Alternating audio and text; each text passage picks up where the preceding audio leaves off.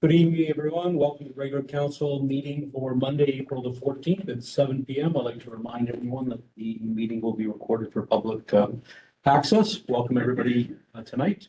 Can I get a motion to adopt the agenda, please? Seconded by Councillor Thorne. Questions to the motion? No questions to the motion. All in favor? Contrary minded, motion carried. With that, I'll remind everyone that there's conflict of interest declaration forms in the middle of the table. If anybody has a conflict this evening, please fill it out and pass it into the clerk with stating the reason. With that, we'll go to item number 4, adoption of the minutes, item 4.1, regular council meeting from March the 10th, 2025. Do I have a motion to accept that? So moved by Councillor Dottori, seconded by Councillor Dykstra. Questions to the motion? Seeing no questions, all in favor? Aye. Contrary minded, motion carried. Moving on to item 4.2, committee of the whole meeting for March the 24th, 2025. Do I have a motion to accept those minutes? So moved by Councillor Colwell, second by Councillor Thorne. Questions to the motion? Seeing no question, all in favor? Aye. Reminded, motion carried. Moving on to item number 5, consent agenda items. You would have all received those in your package. Do I have a motion to accept the consent agenda? So moved by Councillor Gallant, seconded by Councillor Dottori. Questions to the motion? Seeing no questions, all in favor? Reminded, motion carried. Moving on to item number 6, public and administrative presentations. Item 6.1, a Fox in the Park 2025 pilot project presentation. I believe we have Alina in the crowd. If you'd like to introduce yourself and step up to the podium. Good evening, everyone. My name's Alina Lockhart. You haven't met. Most people do. Happy to be here tonight to talk to you about a little project that we've been working on, I guess, over the winter, and are quite excited for summer for many reasons. But most of all, this is a project to further activate Highland Park. It certainly has established itself as a fun and a family-friendly spot here in Salisbury, enough so that it caught our attention, my husband Rick and I, as somewhere where we might want to have a presence and do some business as well. So you'll notice there in the corner it says Woodland Ventures. That's because we have set up a separate company that I'm actually the owner of to carry this project forward, mostly for just regulations, licensing, and all those reasons. So, but having said that, that kind of helped us land on a name of the project, which, as it's noted in the agenda, is Fox in the Park, which we thought would be quite appropriate for Salisbury. So, overall. So Woodland Ventures is a clever-minded, curiosity-driven, focused company focused on community building. Like I said, owned by myself and supported by quality products crafted at Sussex Ale Works in Sussex.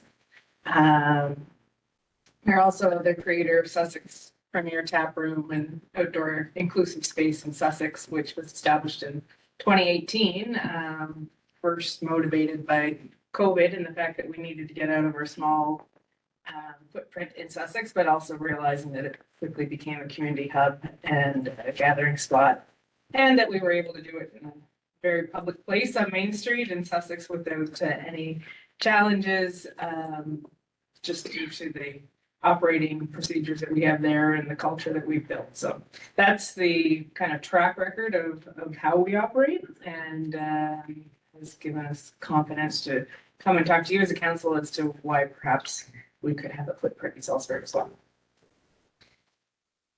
So our proposal is to create a licensed refreshment hub in a converted CCAN in Highland Park to offer locally inspired craft beer, as well as non-alcoholic drinks, light snacks, and a welcoming outdoor setting.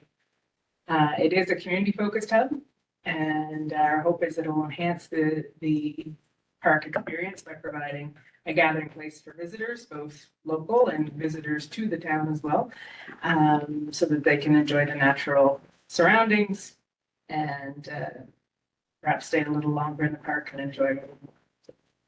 And like I said, it would be called the Fox in the Park. And why Highland Park, or how did it percolate to the top? So essentially Suffolk Sail Works is a supplier that was actively looking for a potential market to expand.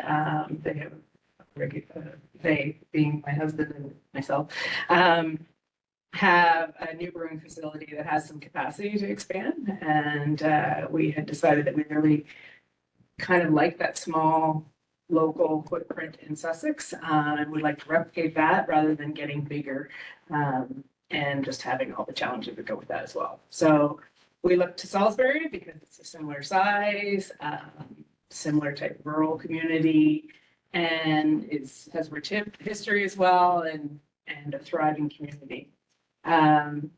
Also recognize that Salisbury has been very thoughtful investing into some public spaces, particularly with the amphitheater in Highland Park and the connection to the trail system, and all of those things made it an attractive space for us to take a look at. And we also knew that you had a common goal of attracting more visitors to the area as well. So that was why it showed up on our radar. So I mentioned Sussex Ale Works, but we really expect this project to be more than just beer in the park. Traditionally, communities have found that craft beer gardens bring people to spaces that they need for. They lengthen the frequency, they lengthen the time and the frequency that people spend in those public spaces. They can offer a stage, so to speak, whether it be an actual stage or just a place for local performers and artists, for example, with an open mic night, opportunity to allow charities in the area or not-for-profits to come together and host nights to raise money and awareness of their causes, and an opportunity to foster partnerships with other local businesses that have, like food and that sort of thing.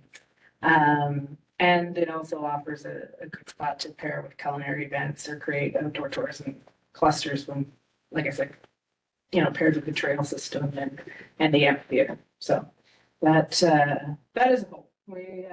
We certainly have been focused and will continue to be focused on things that are win-win for communities. That's why we've been able to operate successfully in Sussex, and we'd like to do the same here in Salisbury. The hope for some positive outcomes for your community would be fostering that community engagement in a re-envisioned space of Highland Park. An opportunity for some job creation, obviously would be hiring a few people. A family and Fido-friendly addition. I love that little phrase. It's an opportunity to have people bring their dogs, and we do find that's a huge draw. I probably get 3 emails a week of people that, can we bring your dog? Can we bring your dog? People do like to travel with their dogs. And also an opportunity to further grow Salisbury as an outdoor tourism destination. So since we started talking about this, we worked a little bit on design. The top picture is a container. That's what we were thinking, is we would do the side windows there. Then with a little bit of design work and meeting with electricians and what have you, we actually pivoted a little bit. So the container would open up at the end. So the doors would come open and be attached on each side so that you have, it's an 8-foot container. So you have a 16-foot wide space. One side, probably menus or what's happening and whatever. We can use the doors for communication. There would be a counter space there, and you would be serving from that counter. And in the background, you'll see that the park is there with a the shelter over the picnic table. So that would be approximately the area that it would sit, and face towards the amphitheater, the opening trees. From there, it would have a fenced-in area, basically following the footprint of the lawn, framed in by the paths on each side there, which should be, when I say fenced in, we're envisioning high security fences, but rather cordoned off to comply with public safety requirements there. Obviously, some plantscaping around that area, some string lights from poles or what have you, And I guess the requirement would be access to power, water, an opportunity for wastewater. And the wastewater is just hand washing water that needs to be disposed of at the end of every day, and garbage disposal. Those are basically the requirements along with the space. It's just a closer view, and kind of those seem like overbuilt fences, but nonetheless, you get an idea of cording off the area. So of course, with an operation like this, there are legal and safety considerations, and we've had experience with that with our other operations, but there is licensing, obviously, that is through public safety. They also have some requirements that go with that licensing. Public health, they are mostly focused on the health of employees and hand washing and that sort of thing. Internally, we've operated with a code of conduct and have other established internal policies to make sure that we have a respectful and inclusive space. And we're familiar with working with municipalities and the needs to meet their community, the opportunity to meet the community needs as well. Next week is our meeting that we have every year with Sussex Council to talk about our patio and the placement of the patio. So it's this is what springtime has become for us, is that touch point with the municipalities, just how are things going, and any adjustments that need to be made. Just to go back to it for just 1 second, we have started the process discussing this with public health and public safety, as well as the fire marshal, too. So those conversations have started. They have lists of things that they require for such a project, and just working through those. But part of that is a commitment with the town to proceed.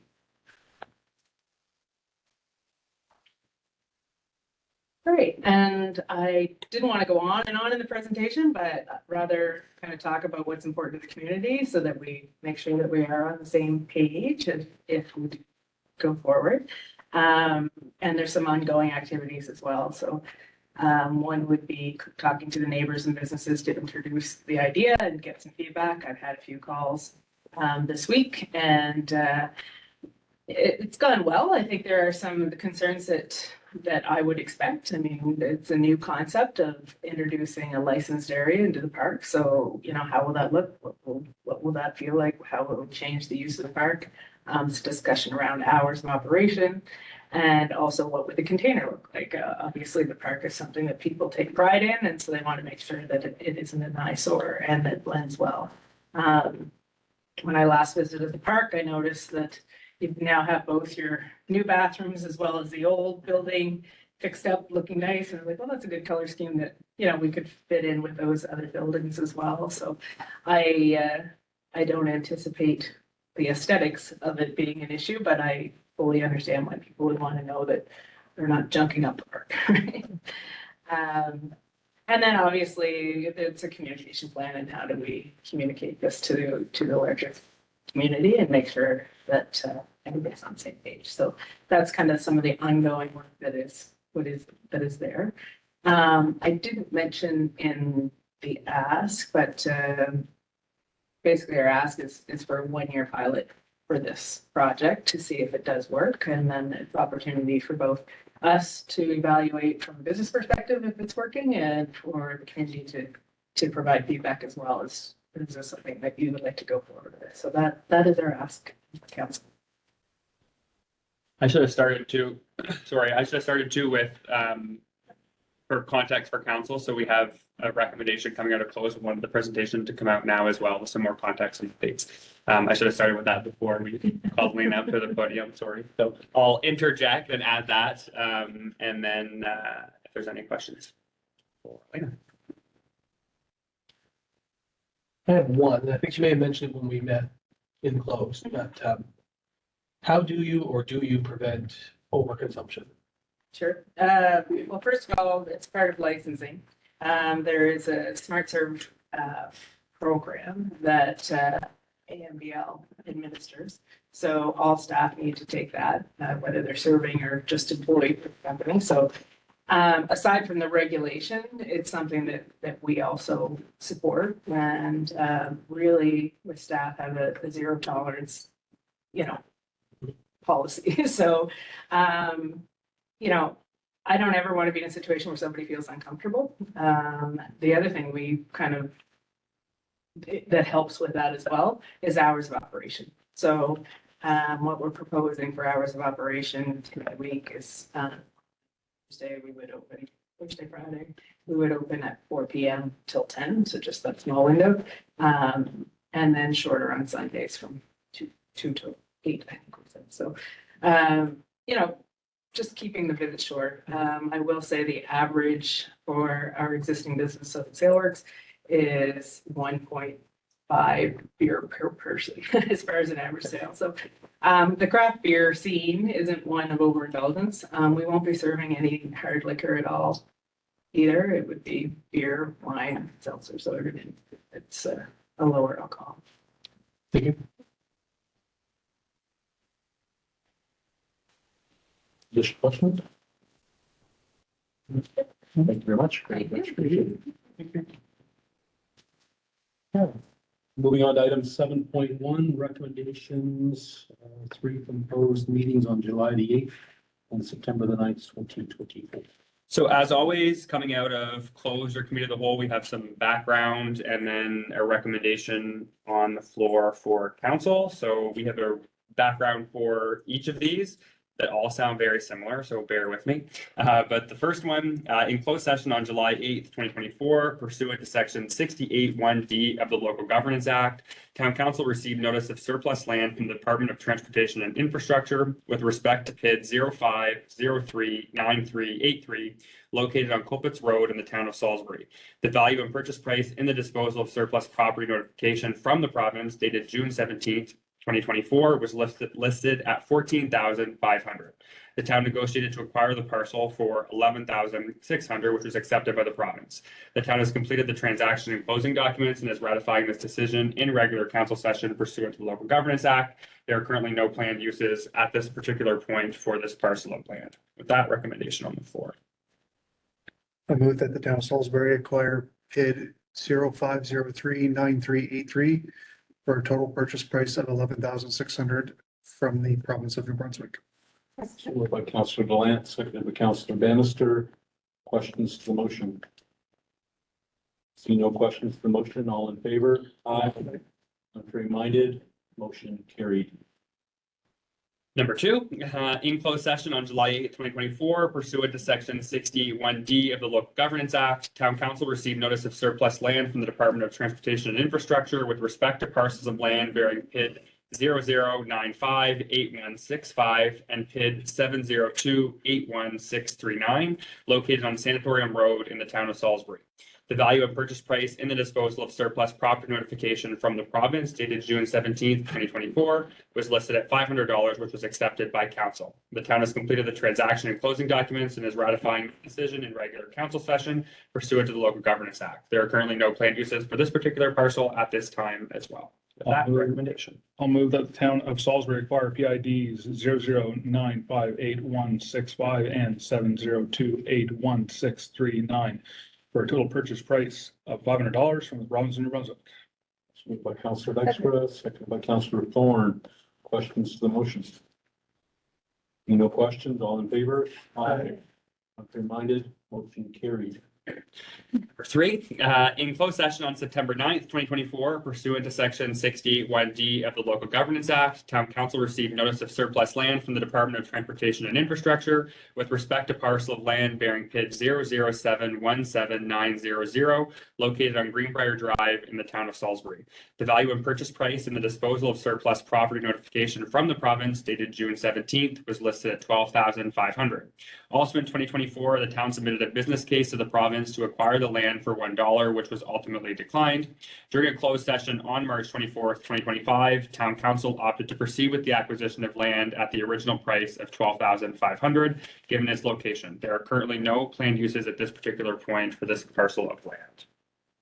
I move that the town of Salisbury acquire PID 00717900 for a total purchase price of $12,500 from the province of New Brunswick.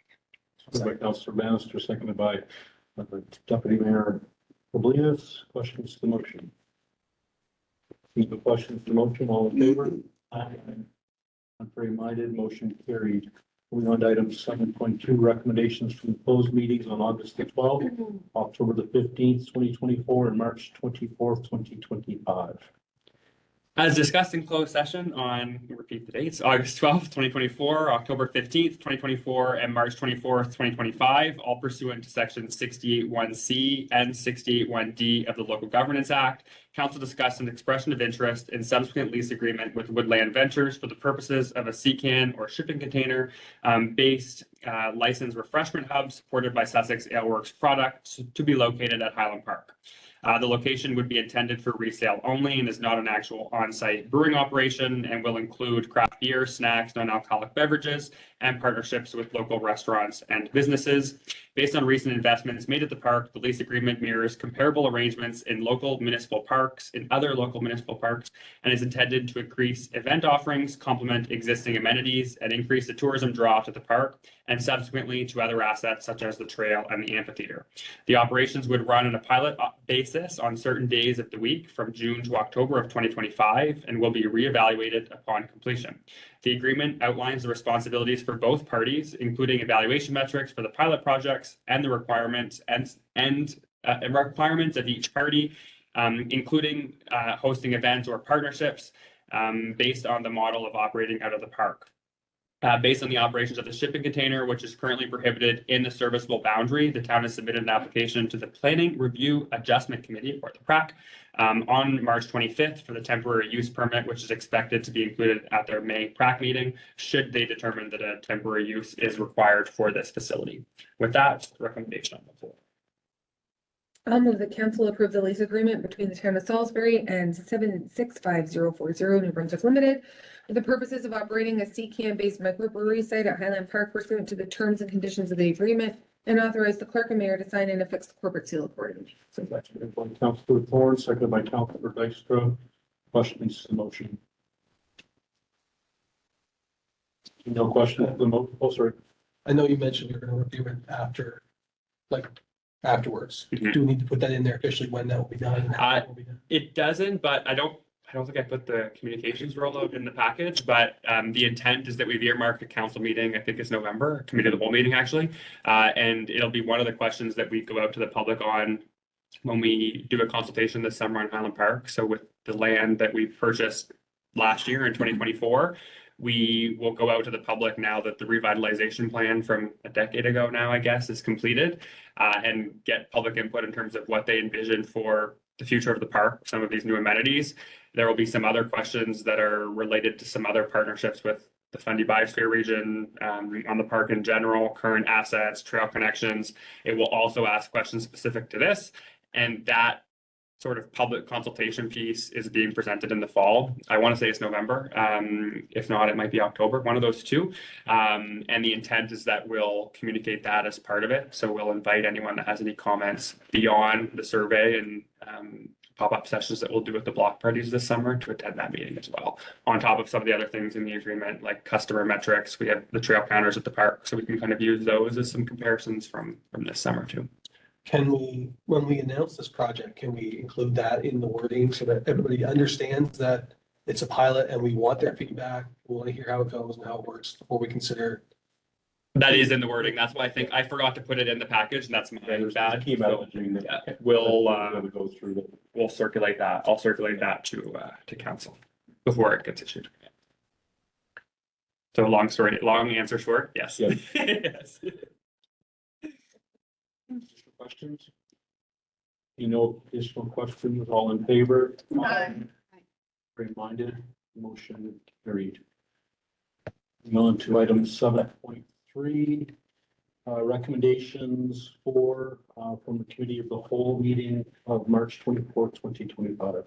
So this one has 4 recommendations, like the mayor mentioned, but has one nice, short and sweet compared to the others. Background, as discussed during committee of the whole on March 24th, 2025, Town Council approved in principle a number of multi-year grant agreements that were submitted in 2024, in addition to one-time grant also submitted in 2024.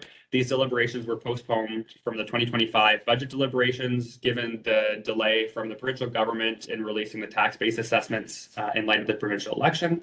Since the approval in principle at our last meeting, the formal agreements have been drafted for execution and will be ratified in a series of recommendations, 4 in total, to follow. And so once council formally approves them, the agreements will be sent off to the applicants for execution. I'll move the council approve the multi-year grant agreement between the town of Salisbury and the Tri-County Ground Search and Rescue Organization in the amount of $2,500 per year, subject to the terms and conditions of the agreement, and authorize the clerk and mayor to sign the agreement and affix the corporate seal accordingly. So moved by Councillor Colwell, seconded by Councillor Glant. Questions for the motion? Seeing no questions to the motion, all in favor? Contrary minded, motion carried. And on to motion 2. Move that council approve the multi-year grant agreement between the town of Salisbury and the Amp It Up Dance Studios and Dance Team fundraising in the amount of $1,000 per year, subject to the terms and conditions of the agreement, and authorize the clerk and mayor to sign the agreement and affix the corporate seal accordingly. Moved by Deputy Mayor Venus, seconded by Councillor Glant. Questions to the motion?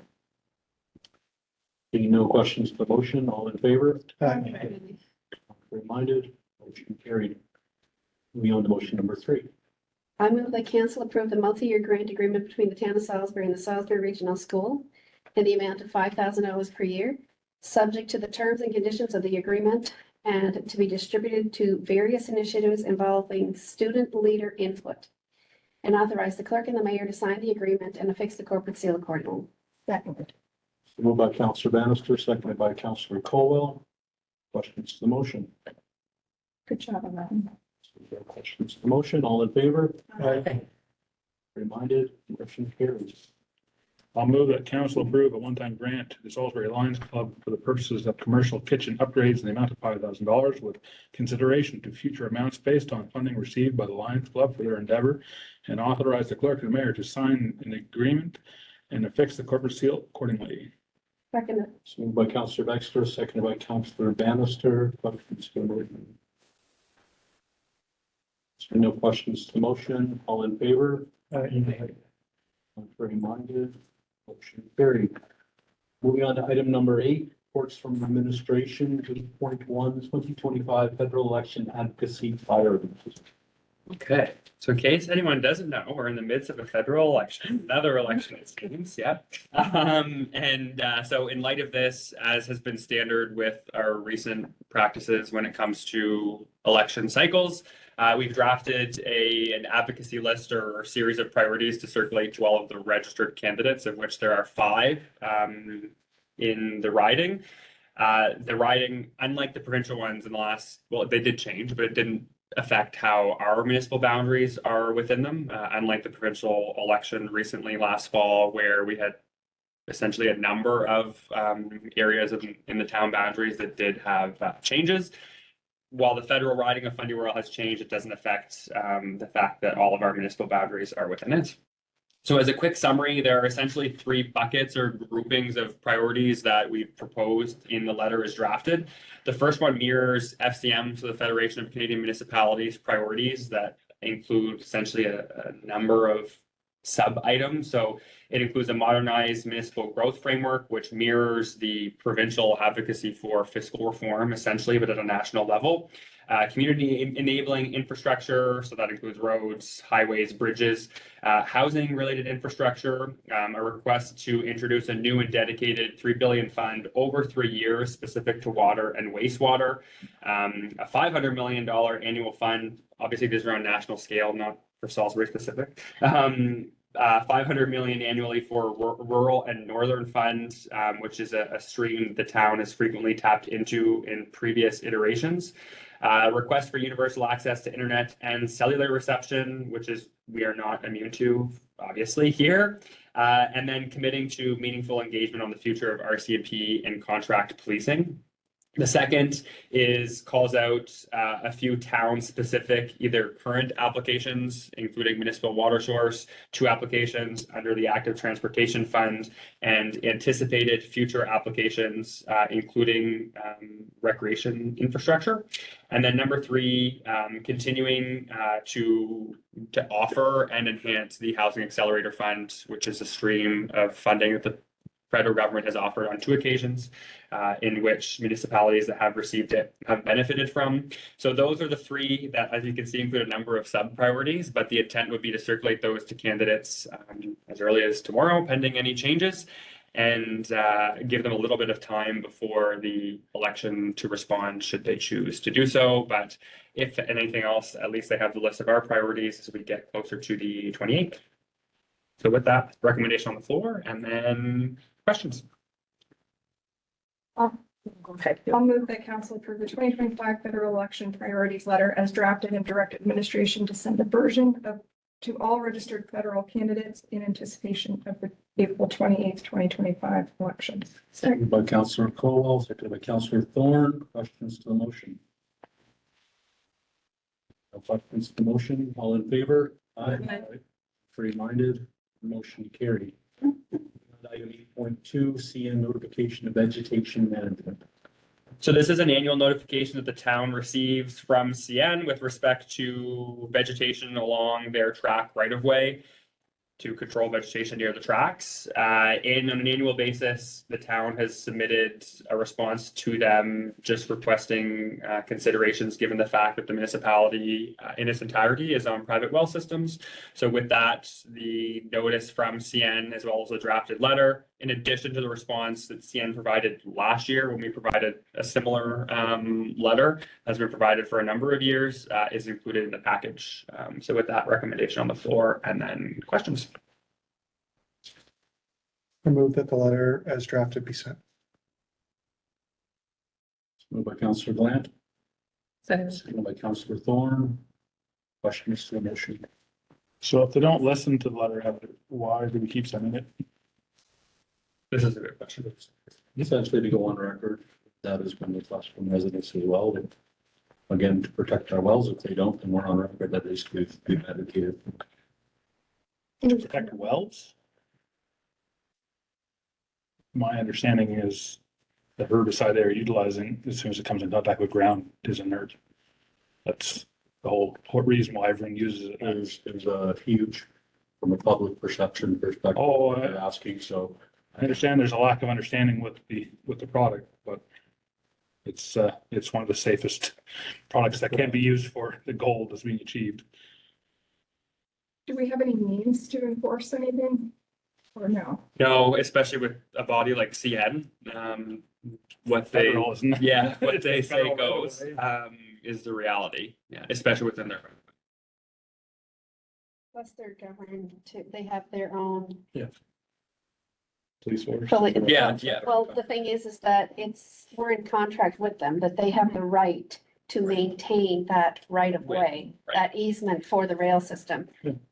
So, Additional questions? Additional questions, all in favor? Aye. Contrary minded? Nay. Noted. That's register.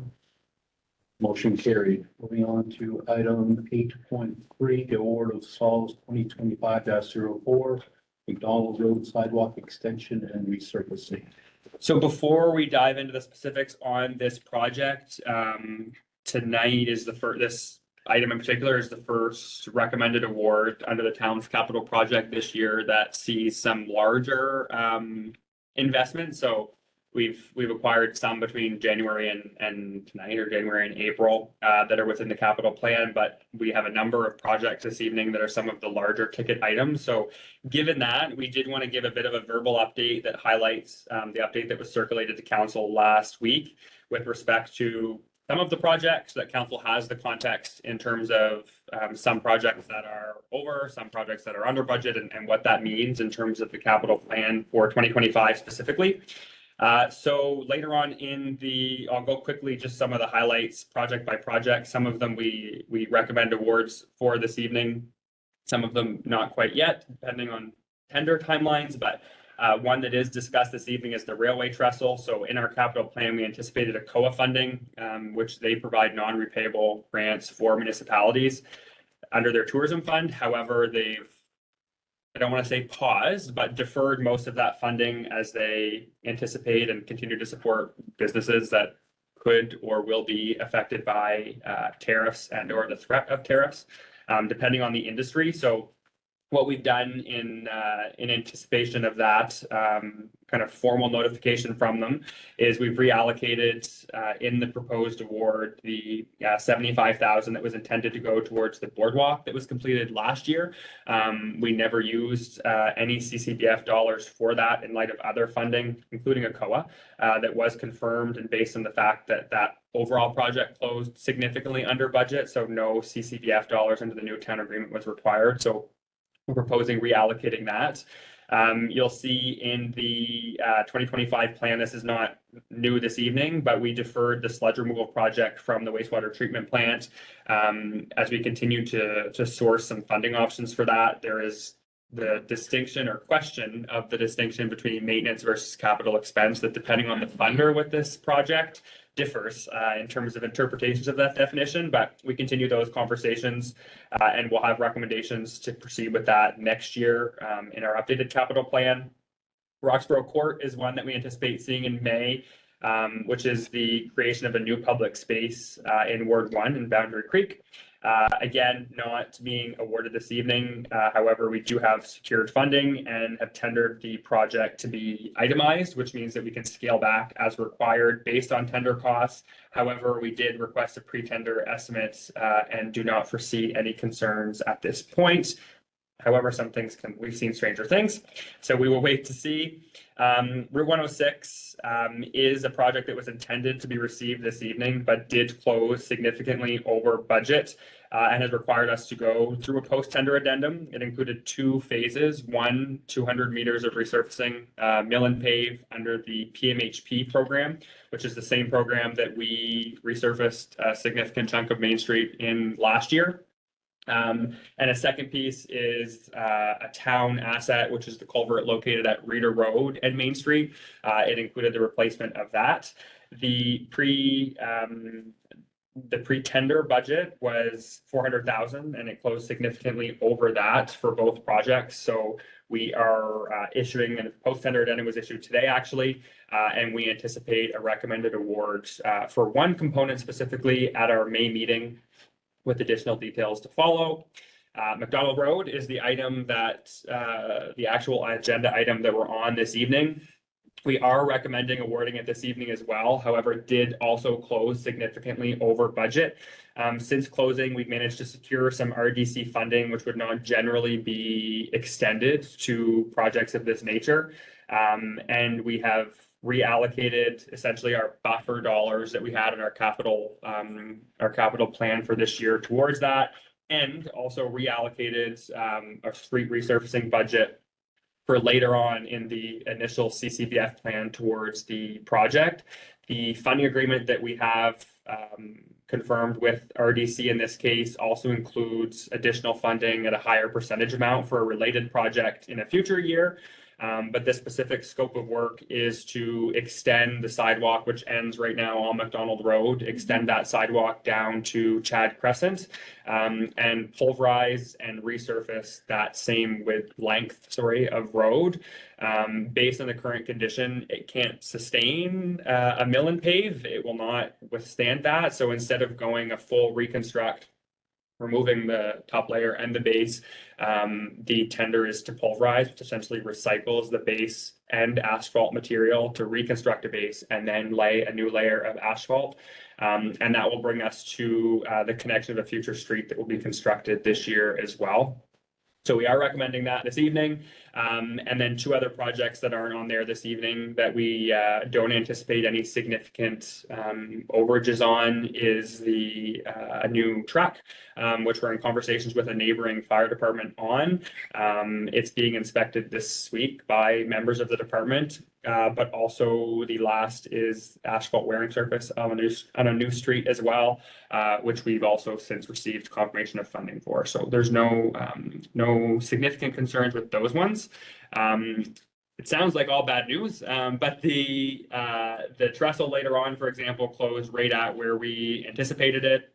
A lot of our other projects have closed where we anticipated them as well. We are still seeing costs escalate that are a little bit unpredictable, mostly in the asphalt world. The others seem to be more predictable or closing under budget. Last year, we were really fortunate to have most projects close under budget, but we are seeing the asphalt still be not necessarily high, just unpredictable. And we're also seeing that for concrete. So based on this particular, and not just we, I say we in the municipal world broadly. So based on this specific project on McDonald Road, in conversations with our engineering consultants on this one, they are also recommending an award based on the fact that other municipalities are seeing similar projects, with the exception of the large multi-million-dollar reconstructs that are closing around the engineering pretender OPCs or their probable costs. Other than that, they are seeing a little bit of unpredictability as we are with these ones. So that's an overview of the other capital plan items, just so that council has that context before they make a decision on this specific project.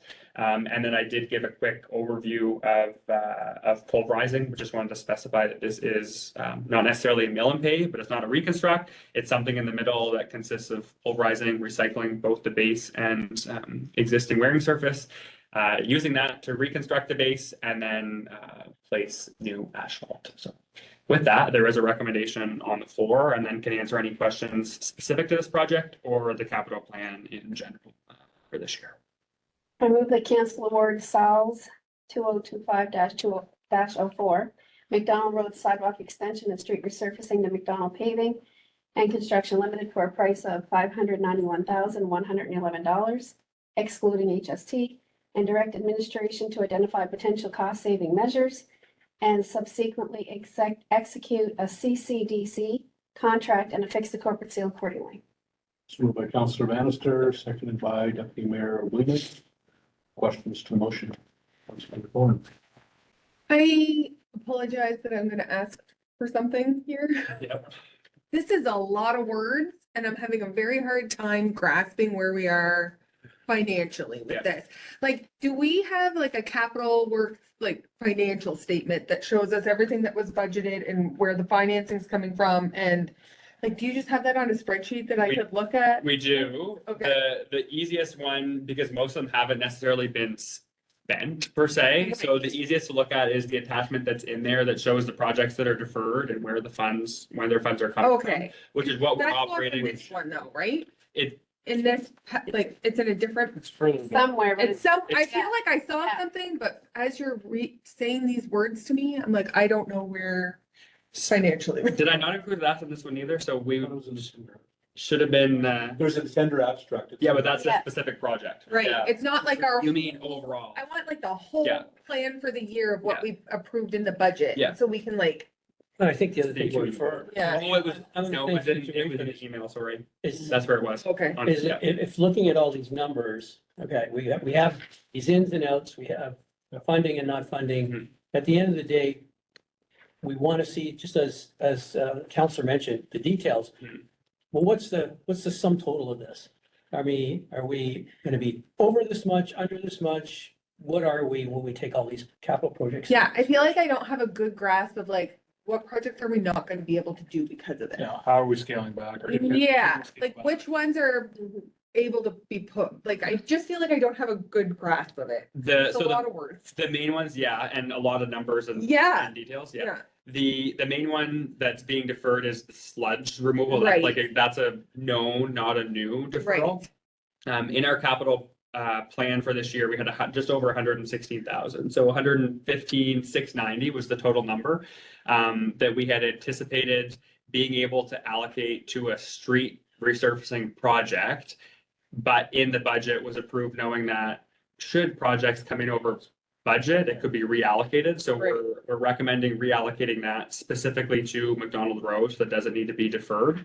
The only other one at this point that is being recommended to be deferred, which I can't speak too much about it in a public session because a post-tender addendum was issued today, but is the Route 106 project. So there was a culvert, which is a town asset that the town needs to prioritize.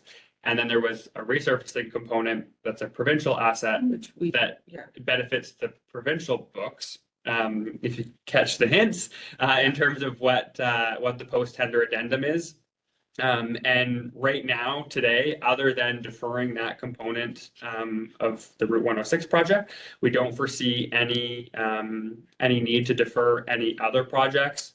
Again, other than the polishing pond that was already deferred.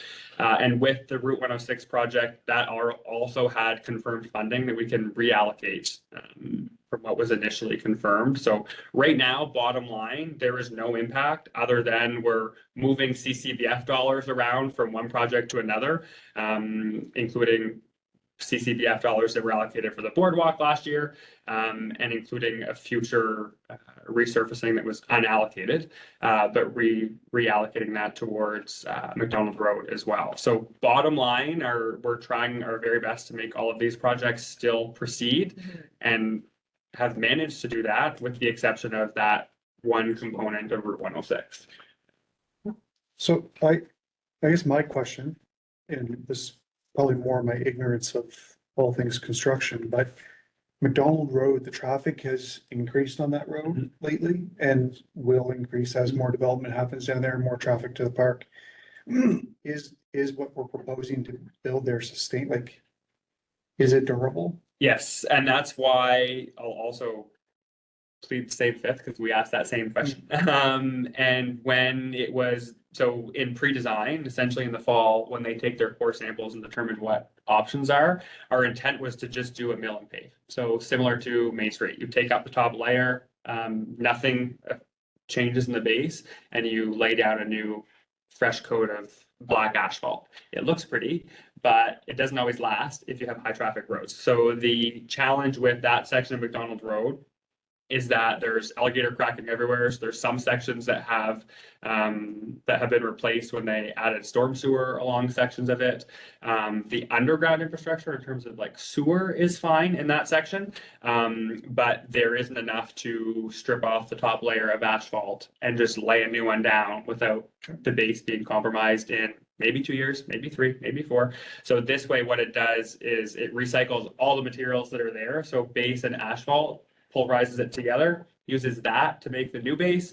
And so there's a compact base that can withstand that traffic, and then it brings in the asphalt after that.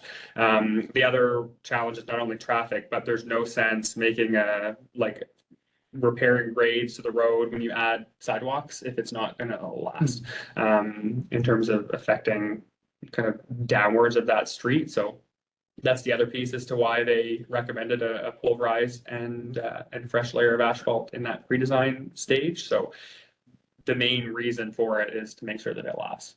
Okay. Yeah. So I'm gonna ask a question in conjunction to that, because I just assumed that it would have to meet the DTI requirements. So am I assuming wrong in that? What do you mean DTI requirements? Like when you're building a subdivision road, it's Yeah. the same thing. So would it not just fall under that criteria that it must meet those? It would fall under our own, which are comparable, but more stringent when it comes to roadways, in particular with the asphalt compared to DTI. So yes, it still follows those, Okay. but you can, I think your question was more of like, you can take off the top layer of asphalt and replace it with municipal spec asphalt. But if the base is not addressed, then again, could last 2 years, could last 4.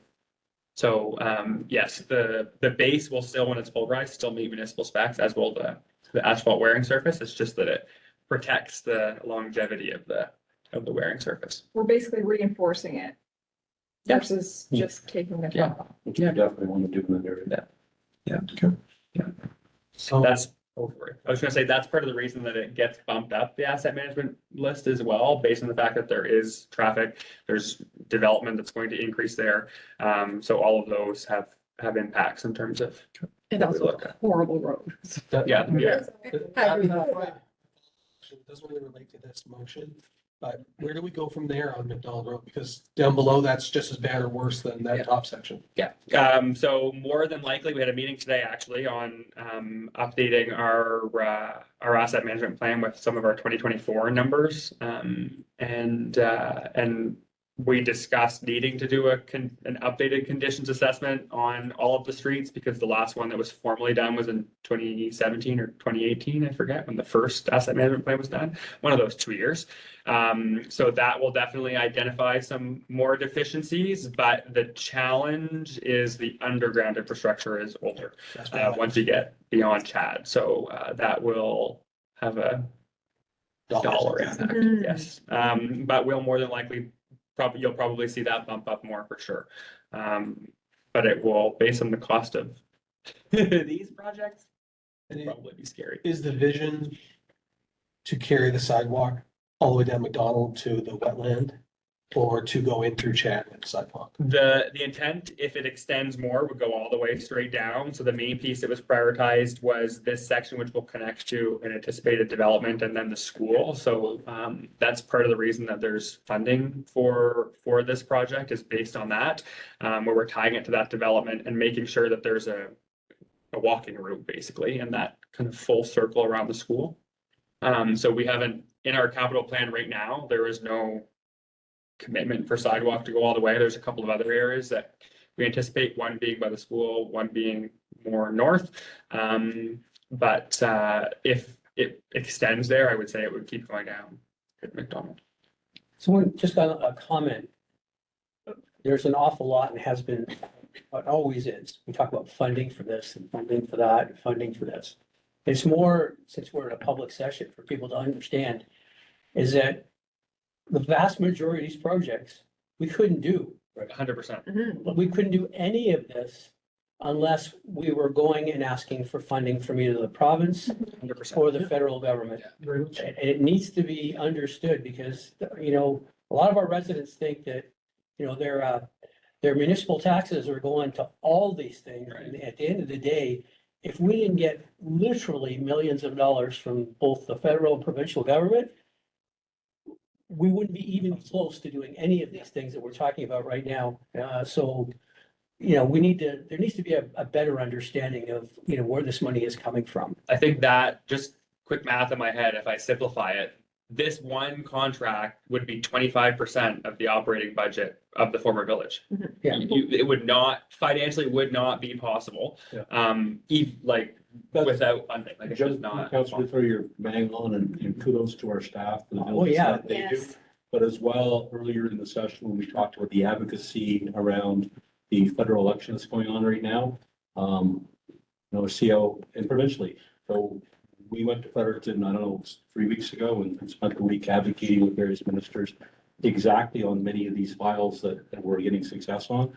Advocacy is so important. It does pay dividends, but that's why, and as I've been meeting with residents, I know you all have as well, residents hold a voice as well when they're talking to candidates about the priorities that we have for our community. They need to be an equal voice on talking about we need this funding, whether it be the Housing Accelerator Fund, all these different things that go to other municipalities. We are getting funding, but we need more at the end of the day. So, you know, good point. Kudos to our staff, but we have a lot of work to do and we can't do it without that. Yeah, no, but those sources. great job by the staff, quite honestly. Yes. Looking for every nickel that we can get. Part of fun. One Knowing where they are. quick question to that point. Is there a reason why some of these different projects, like we'll just say for an example, McDonald and the Reed Road culvert, couldn't be combined to become a bigger tender? Or is it more that the funding that you're able to achieve is dependent on having these separated? Yes, essentially it wouldn't change the bids that come in. We had that same question we asked in the context of the Route 106 project, if there was a reason that one came in, one was much higher than what we anticipated. And it was the availability of work, quite frankly. There's just there's so much out there. Yeah, so that wouldn't necessarily change it. We could, in these cases, tender all of them together, for example, but then you're only going to get the big companies, which some of them might not even, some of the other ones that, including some that we recommend some projects to, may not necessarily be interested. And it's a timing thing. So we try to time them based on when other projects close, as other municipalities do. Like they look and say, okay, there's 10 projects closing on Friday. Well, let's close ours the following Wednesday so that those bidders know if they get that Who project. lost. Exactly, yeah, which they all do. Yeah. So it is a bit of a timing game, and it's good to pace them out because the bidders then make sure that they pace out their bids too. Yeah. So It just seems like that if you could group it to like $1 million worth of work. Work, done, yeah. That there may be more interest yeah. or better savings to do more work. Yeah, I think last year we tried that also with a municipal street and the Main Street work, and we saw the Main Street work come in way cheap and the municipal street come in way over budget. And so it was this where we were in the same situation. And we asked the same question then, and it was the same. It was easier for them to come in and mill and pave than do other work. So it, again, is based on the tenders that they bid on last year, which is the same this year. Like, it's just, there's so many projects out there that. So that begs the question, if milling and paving is more cost effective from the company's perspective, does that make more sense than therefore for us to do more milling and paving from a cost perspective as well? I would love nothing else than to be able to do 500 or whatever this is, 1,000 of mill and pave, but the reality is that our streets have not. They're not up to spec. Yes. Yeah, so the some projects like last year's as an example, the engineers wouldn't sign the drawing if it was a mill and pave because they knew that in 2 years we'd come after them and say, your work didn't pass the test. So that's the challenge that we're with now, is that the streets that are all at the top of the list have been patched or have so much alligator cracking, which you can't really mill and pave, that we're in a position where you can, instead of going the full reconstruct, you can explore things like pulverize, but it still comes at a cost compared to the mill and pave. Again, you do additional work, it's going to be an additional cost. That's For sure, yeah. fundamental reality. For sure. But then it will last longer. So from an asset management perspective, that's the argument there. Okay, additional questions? Great. No, my questions. I'd like to formally apologize. I found the table and it's Oh. beautiful. Whoa. And I appreciate it. 7:57. He likes our spreadsheet. I should have included that in the package, but we were still updating one of the projects in particular when that was sent. So, and it will still be updated. My fault. I didn't read the attachment. So I'm. All good. All good. So with that, all, no additional questions? All in favor? Aye. Reminded, motion carried. I bought you some Oh, water. thank you. I didn't know where that came from. Thank you. Yeah. Moving on to item 8.4, award of Stalls RFE 2025-07 annual asphalt patching program. Should have started with this one because sometimes projects come in over budget and sometimes they come in less than previous years. So asphalt patching is one. So this is our annual patching program that is on former village streets. So does not apply to former LSDs and covers the basically pothole filling and asphalt repairs. On an annual basis, we go out with an RFP or RFQ, I should say, to invite bidders to submit pricing on an estimated tonnage. So generally it's about 125 tons that we anticipate. We get their price per ton and then adjust accordingly. Last year, the price per ton was at 485 for the lowest that had our patching contract last year. And this year, the lowest is at 447, so it's actually less. The motion, as it does in previous years, authorizes us for that 125 tons. And then when that is complete, they start with the worst and then try to identify some other areas to stay within that budget. But based on our budgeted amount, we do have essentially almost a third really of remaining from what our estimated tonnage is to the budget amount. I don't think we've ever stayed at that estimated tonnage as long as the price permits. We do go over it because the motion does authorize that. So with that, there's a recommendation on the floor and then we can answer any questions. I'll move that council award RFQ Salza S 25-07 annual asphalt patching to Brown's Paving Limited.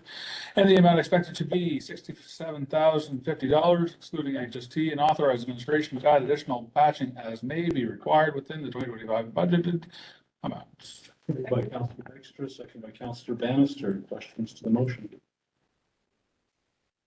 See no questions to the motion. All in favor? Aye. Contrary minded, motion carried. Moving on to item 8.5, award of SOLS 2025-11, Salisbury Train Trestle upgrades. So this one had a number of attachments in the package. I'll give a quick overview because there are some detailed ones that are not necessarily critical to the award, but are critical to have context to the project. And all of council essentially wasn't here when the project was essentially given, or when the asset was given to the municipality. Hence why there's some other attachments that are there. So we wanted to make sure we gave a bit of context. So to start, this is the railway trestle that crosses the Petitcodiac River Bridge on the NB Trail. So the abandoned railway line. The trestle and that section of trail is owned by the municipality. So most across the province is owned by DNR. The transfer documents from DNR to the municipality are included there if you enjoy legalese reading. But the reason that that is included is because there are contractual obligations for us to meet if we undertake any substantial work to the asset itself. So that MB Power authorization is included as well. A few years ago, or 5 essentially now, there was an inspection done by insurance that identified, obviously, the lack of railing as a liability issue. And at the time, a structural inspection was done as well to confirm the structural integrity of the bridge. Proposals were submitted for funding at the time, but were not successful. Later on, one of the user groups did undertake some what we would call temporary upgrades to the decking. Structurally, that will be repaired. There are some items that need to be repaired as part of this project for that. So this project does look at what is the most economical way of adding railings to that asset itself, which consists of timber railings that will match almost identically to the railings on the boardwalk of the trail. So the profile will look very similar. The height is similar because it needs to match the same code requirements. You'll also see that the proposed railing goes along the railway ties as opposed to going the full width of the bridge. And that is to prevent any need to tie into the beams of the bridge itself and rather tie into the existing railway ties, which is one of the items that have to be addressed from the decking that was replaced, is that they are not attached all the way across. So while it's unlikely that anything would occur, this will make sure that they're attached structurally to the railway ties. There will also be essentially a runner on the bottom to prevent anything from hitting the railing, or at least it will hit that first. And they are designed to withstand both motorized and pedestrian traffic, given the fact that it is a multi-use trail. As council will know, we signed a reciprocal or an updated reciprocal with the user groups last year, which is the local ATV club and the Snowmobile Federation, which requires this or a shared understanding that this trail is multi-user, so it includes motorized and pedestrians. You'll see that in the memo for council, we've depicted some renderings of what different scenarios can look like. So groomer, we use the widest groomer, which I think is the Snowmobile clubs. We depicted that. We depicted side-by-side beside pedestrians, Snowmobile beside a number of different variations, which we also provided to the user groups to give them some assurance. While it narrows the existing width of the bridge, as you would know it today, it is wider than the guardrails on the northern approach to the bridge. So we didn't anticipate any concerns because they can use it now. So there won't be any difference in terms of width, other than visibly it will look more narrow. And then the main piece, like we mentioned, is that it has been approved by the ATV Club, the Snowmobile Club, and MB Power, and obviously addresses significant safety concerns from a liability perspective and has been on the docket for quite some time and closed quite possibly the closest we've seen to OPC costs in quite some time. So again, good news in terms of the budget amounts. But with that, there is a recommendation, and I'm happy to answer any follow-up questions or any questions that I didn't address in that poll note in summary. I move that council award SALS 2025-11 Salisbury Train Trestle upgrades to JK Fraser and Son Limited in the amount of $218,979.90, excluding HST, including with reallocating the $75,000 in the current Canada Community Building Fund 2024-2028 capital investment plan originally intended for the Braemar to Park and Trail project that was already completed with other funding, and authorize the clerk and mayor to sign a CCDC contract and affix the corporate seal accordingly. Second. So moved by Councillor Dykstra, second by Councillor Thorne. Move by. Oh, sorry. Victoria Thorne. Questions to motion? Great work. This is Yeah. what we're on. Yeah. Yeah, I'm excited about Or this. I think for some of the councillors that visited council prior to joining council, they would have heard this being talked about. And it was talked about many years before that when I joined council. So this is one that I know from the clerk's office perspective, probably be nice to remove from the. From the list. Yeah, this is great. Does this do anything to control the approaches to the bridge to keep people from climbing on the structure itself? To climbing on the bridge Yeah, structure? Outside of what we're building, but does it fence off or close off? No, it will add that kind of permanent railing along the width. It's high enough that it's to code. People can always. Well, I think. I was just kind of thinking, Anti-climbing for. I was thinking like, as you approach the bridge, can you go out around the piece that we're building inside of it? You would have to go down the hill and then come up that way. There's not to divulge all the state secrets on how to get there. People will find out, as people do. But we will the timber boardwalk will extend beyond the immediate end of the bridge, but we aren't creating any other way to prevent access other than there will be lots of other signage as part of our reciprocal and as part of the bridge upgrades. But beyond that, no. And where we're now going to be advertising this as a mixed use trail. Mhm. Are we gonna do anything to try to slow down traffic approaching the bridge? Yeah, most of that will be with communication with the user groups who are super willing to work with us on that. So we've kind of given them a heads up that once we got the approval that we are recommending an award tonight, and then once we have the formal notification for the vendor, we'll get a construction schedule, we'll tell the user groups, it will be closed for the duration of construction. So they will also communicate that to user groups. And then with signage, we'll do some sort of joint campaign, both publicly and with their members. With the loss of the ACOA funding, do you see the possibility of getting some of that back in the future? Once things have calmed down, or reapplying for this particular project for something else through ACOA? So I kind of threw them under the bus because they never actually signed an agreement with us for this. It was essentially last year they funded the trail, but they didn't want to put it together. So in multi-years versus RDC has a multi-year agreement with us. That's standard of the feds, regardless of the agency, unfortunately.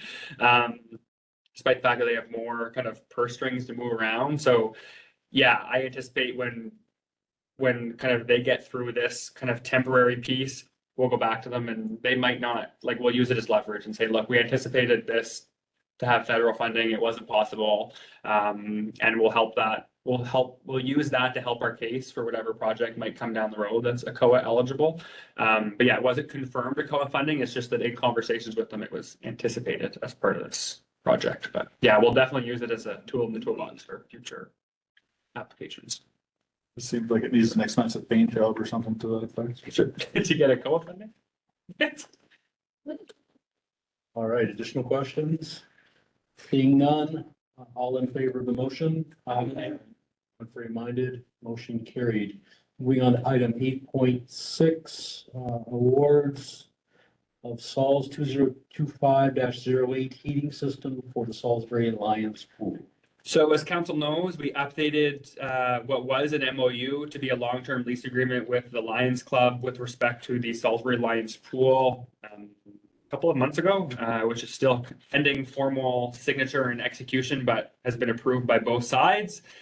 As part of that, we committed to undertaking some capital upgrades at the pool and the facility itself. to continue our ongoing partnership with them, but wanted to ensure that there was a long-term lease prior to investing municipal funds in the facility. Most of the projects that will be done this year are under staff's authorization to award. All but one, the RFQs have closed. There are no concerns there to date based on our CCBF allocated funds and our confirmed provincial funding. So no concerns there, including with this one. It's just that this is surpassed our administrative authority to award. So this includes two 140,000 BTU heat pumps for the pool itself. The pool, until last year when they replaced the roof, and they were broken beforehand, partway through last season, had a solar heating system that was on the roof of what we know as the maintenance building, or where you get your Christmas trees at the Lions Club. It was on that roof, but has been there for a number of years. Failed last year, caused some leaking issues a couple of years before that, I think, if I'm not mistaken, but ultimately had to be removed when the roof was replaced by the Lions Club last year. So this will be a more sustainable option of heating the facility, and our lifeguards in particular, and I'm sure the swimmers will be. No more popsicles. Yeah, we'll be eagerly waiting it. So with that recommendation and questions. I move that council award RFP Sols 2025-08 to Serenity Pools and Landscaping for the installation of a heat pump heating system at the Salisbury Lions Pool in the amount of $35,369.42, excluding HST. Moved by Councillor Glenn, seconded by Deputy Mayor Oblinus. Questions to the motion? To Joe's point, I think this is all fully funded by, Yeah. right? Yeah. Elsewhere.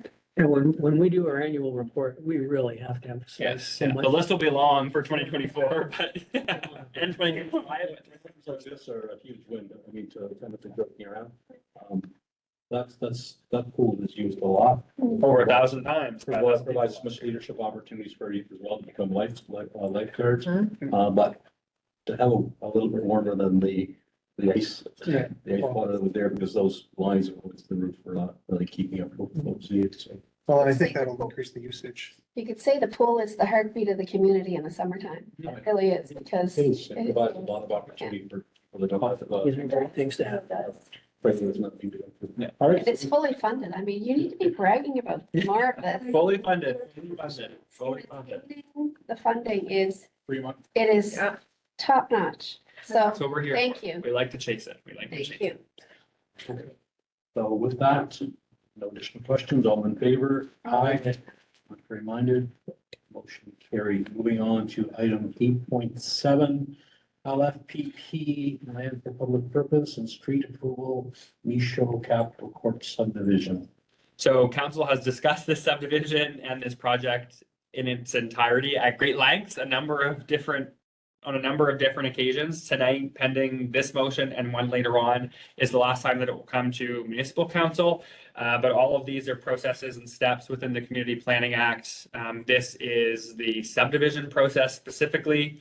So as part of that, when it goes to the PRAC, which was done earlier this year, they have to recommend to council the location for LFPP, or land for public purpose. Generally, at this stage, it comes to us with 3 items: location or amount of LFPP, street location, and street name. So in this particular case, the street name is already named because it's an extension of a street. The street location is designated as a future street in the zoning bylaw and future land use map already, and aligns with that in the proposed alignment, which leaves just LFPP. So in this case, the recommendation from the PRAC, which was done in consultation with the town, is to assign or grant a portion of land for LFPP, which would connect this subdivision to our trail network, which also includes a section of the proposed trail extension for this year from Braemar to the school. So instead of an easement, would be town owned through LFPP, with the remainder being through cash in lieu. So those are generally the two options, 10% of subdivided land or 8% of the land value for LFPP. And in this case, it's a combination of both. So with that, there is a recommendation on the floor and is specific just to the LFPP location, is not specific to the subdivision agreement, which is discussed later on in the agenda as well. I move that council assent to the location of Dundee Drive and accept the 601 square meters of land for public purpose as shown on the subdivision plan prepared by Don Moore Surveyors with job number 23382, in addition to cash in lieu in the amount of $7,089.52 for the proposed Michaud Capital Corp subdivision. Moved by Councillor Bannister, seconded by Councillor Dykstra. Questions to the motion? Do we expect that trail connection to happen this year? Which one? The LFPP one and from the new street extension or the Braemar piece? Like the back piece? I guess you can update us on both. The trail piece from Braemar to the school, yes, at least at the back parking lot. We're still in conversations for the extension beyond that to get to Douglas Street. That was, that funding was transferred to reserves, and is the same, vendor that was recommended in item 8.5 that will do that. So we anticipate them starting the work for 8.5 when it's too wet to do trails, and then shifting gears to those extensions. So yes, for that piece, that will be the piece along the back of the property. We won't do the extension into the street extension until at least a few of those buildings are done, just because there'll be lots of construction going on. But our intent is to take the LFPP like cash in lieu amount and use that for like the P gates, and then we add the stone dust easily. It's a small section, so yeah, the majority of it will be done this summer. Nice. I think it'll be nice to see from a- More trails. Yes, yeah. And I guess my other question is coming from the public hearing that we had. Some of the comments were around timing of the street. Mhm. What is the timing? When do we expect the street to be done compared to the rest of the buildings? Yeah, so that is more addressed in the subdivision agreement later on, but the subdivision agreement proposes the street base to be done this year, but calendar year. There's obviously ways, depending on construction schedules, but the intent is to have the first building completed and starting to be rented by the fall, and then start the construction on the second before they get to be able to work on it during the winter. But that basically road base, the intent is to have that there because their intent is to do the underground, the sewer, as part of that first building, and the road to follow after So that. to start the road soon. Yes, yeah. It's like a fast turnaround for. Is that normal for this Yes. building? Yes. Oh, okay. Yeah. Very The footings started last week. So, Okay. yeah, the concrete was there, and this, if you look at the site, it looks like there's actively Yeah. housing being Yeah. built. Yeah. Yeah. And they're really just waiting for the weight restrictions to lift for the materials for the road. So that will come in the coming weeks. Additional questions? With that, all in favor? Aye. Contrary minded? Motion carried. With that, we'll move on to item 8.8, our Development Incentive Program Request, PID 009-62134. So as council knows, 2 weeks ago, maybe even less, we released our residential development incentive grant that essentially culminated, or a year-long process culminated in this program. We included another spreadsheet in the package that highlights some of the applications that we've did received see to that date. one. There you go. Just to highlight the fact that there was some immediate intake and conversations are ongoing. But one of the other conversations that we've been approached for is with respect to making an exception to extend the pre-application or pre-development grant, which covers engineering costs to a non-residential property, under the premise that it is complementing a proposed professional services engineering project that the town's undertaking this year with respect to looking at areas that could be serviced for development, for housing, and commercial developments as well. So there's kind of some back and forth on what that might look like with the landowner and the developer included in the package.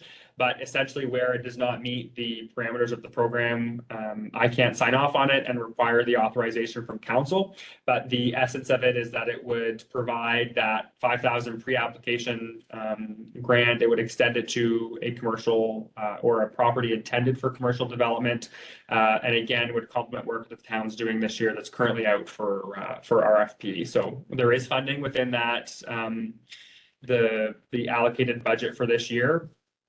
We are, again, continuing those conversations, but at this point, we have no reason to believe that it will be exhausted immediately. In this request in the grand scheme of the budget that's available for the program, we think it would be a logical exception to make. So with that, there's a recommendation on the floor and then questions. I'll move that council authorize the chief administrative officer to grant an exception to the town of Salisbury's residential development incentive program policy guidelines to approve a one-time grant in the amount of $5,000 under the pre-application stream for the purposes of exploring commercial development feasibility on PIN 00962134, which would facilitate future residential development in the vicinity. Moved by Deputy Mayor Molinas, seconded by Councillor Thorne. Questions to the motion? I have a question. I don't fully understand this picture that was highlighted in terms of going from Shadowway Drive to Reeder Road. Is that a proposed future road? That's the road in our current future land use map today. Okay. Yeah. So that's just for informational purposes? The intent, so if we go, like if we use the Dundee example, that extension from Dundee to McDonald Road was identified as a future road. So in the last, they've been through multiple iterations of the zoning bylaw, but in the last one, those were identified by the council at the time as key future connections to essentially prioritize development areas. So there's 5 or 6 of them, I want to say. I don't know off the top of my head, but that's one of them. Dundee and McDonald is another one. Another one is the town-owned land at Sunrise and Twilight. It's some of those key connection areas that from a either development or traffic pattern perspective, the municipality has prioritized looking at for future road connectivity. There's a lot of land up there. Yeah, John's looking at it for farmland. He's looking at the hay. So what is this group that's looking at it? What are they asking for? Are they looking to extend the road? Are they looking to develop on the south side? I can't divulge too much, I would say, in public meeting, but what I can say is that they are actively exploring conversations for commercial development opportunities and are working with a number of potential organizations that might want to develop on said commercial lots. What they're looking at for this grant specifically is to undertake the appraisal component of that to use in those discussions. So the pre-application grant from a residential perspective covers things like water studies, the architect drawings, the feasibility studies, the engineering stamp drawings of buildings as examples. So it's extending that for this specific project, which will give them that appraisal to be able to continue those conversations more formally, to talk numbers basically with some of those potential developers. And then that gives them the information that they need to basically say, okay, we'll develop this lot, this is how big it will be, and we need to extend the road or whatever that looks like. So in that proposal that we are funding, it's lot size, but is it also how much it's going to cost to put this road in? Because I'm assuming they would buy this land from this. We would not, so it would be just like a residential subdivision where they develop it, but they need that number to quantify it. But the appraisal will quantify the numbers for them to continue the conversations for potential occupiers of the commercial land. And then from our perspective, that will give us tax base assumptions in terms of what the land will be assessed at post-development. So we'll look at it post-development for them to basically crunch numbers on in terms of constructing the road. And would that be the full length of the road or only a certain portion of it initially?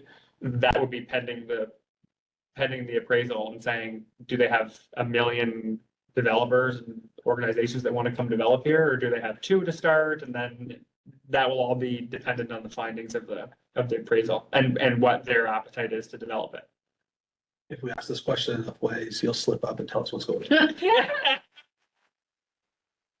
could care less. That's immaterial. I just want to know what we're really paying, for, like, what is The the benefit- appraisal. What is, I understand the appraisal, but is there, They could be using it for funding, they could be using it to get. Yeah, grant and the- applications, from- They could be using it to attract developers. And that's the main piece. That's the main piece. There's The, like many reasons, I guess, and. the main piece for benefit from us is that perspective, because it will give them those quantified numbers, which will then give us the the assessed value of the properties. The project that we're doing in tandem is we're looking at some of the areas that are just on the cusp of the serviceable boundary that have identified future streets to say, what does that look like in terms of our current sewer capacity and in terms of current funding programs available?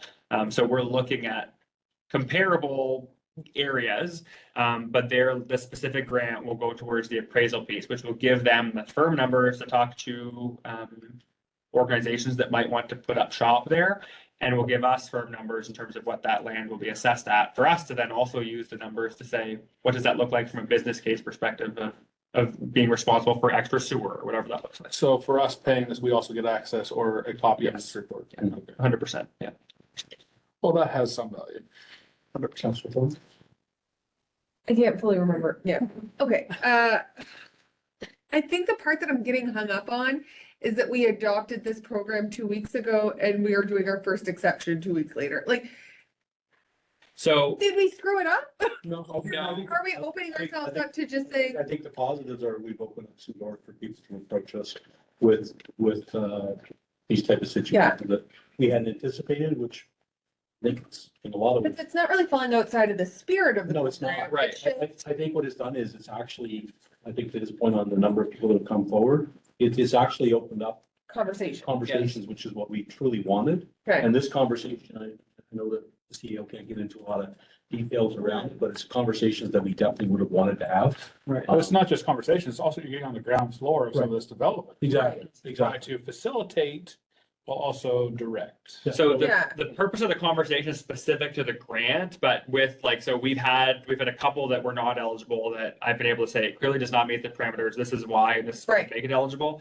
This one is that it complements a town kind of Growth. Okay, Yes. so that's, I like how you're saying that, that some have been like shut down. It's not that we're gonna look at everybody and say, well, let's make an No. exception and put you And I in. think you're bang on. This is a pilot where we definitely came forward Yeah. on this to see what we could achieve. We know that we could modify future years, but And I think kudos to what it's starting to drive. Right. And Okay. further commercial development, that's only beneficial. Well, it's huge. Tax. Sure, Probably. Well, it's huge. I mean, sure. I've heard around this table, it's that puzzle of you need that commercial base. And Yeah. You water- want to lower taxes. water would help. Yeah. Water would help. Again, but also substantiates bringing water in when you start to see that type of commercial. Yeah. These, That's all part of the big puzzle. these developments can help us get funding for. Yes. Right, I just think it's silly to waste time on policies that we're just gonna exception. Yeah. But at the same point, I like how If we're you're, trying to, there's if parameters. we're trying to facilitate growth, then this is. Yeah. This makes sense, And- yes. Counselor Bannister was big on when we approved the program of saying, will it apply to non-residential projects? At Right. the time, we said, well, we'll determine that when we get requests, and it just happens that it's 2 weeks. So, The timing is just like Yeah. coincidental. yeah. So Insight at all. this is an I told you so moment for Counselor Bannister. She can say it. Lemons, Thank you, Austin. There you go. when you're wearing lemons, we're getting lemonades. man. There you go. Okay, with that, no additional questions. All in favor? Aye. Reminded, motion carried. Moving on to item 8.9, SRS Capstone Project Grant Request. So this is a one-time grant request under the town's grant policy and the total of $1,050, which is for 2 projects by students at SRS. Important to note where we approved a multi-year grant policy or agreement, earlier in the meeting. This does not fall into that because that will apply for the subsequent school year, so starting in September. This particular project proposes funding towards the construction of a gazebo and picnic tables done by students. They proposed the project a number of months ago, I think even before Christmas. Just and before then- Christmas. Yeah, and then once they determined to proceed, submitted the request earlier this year.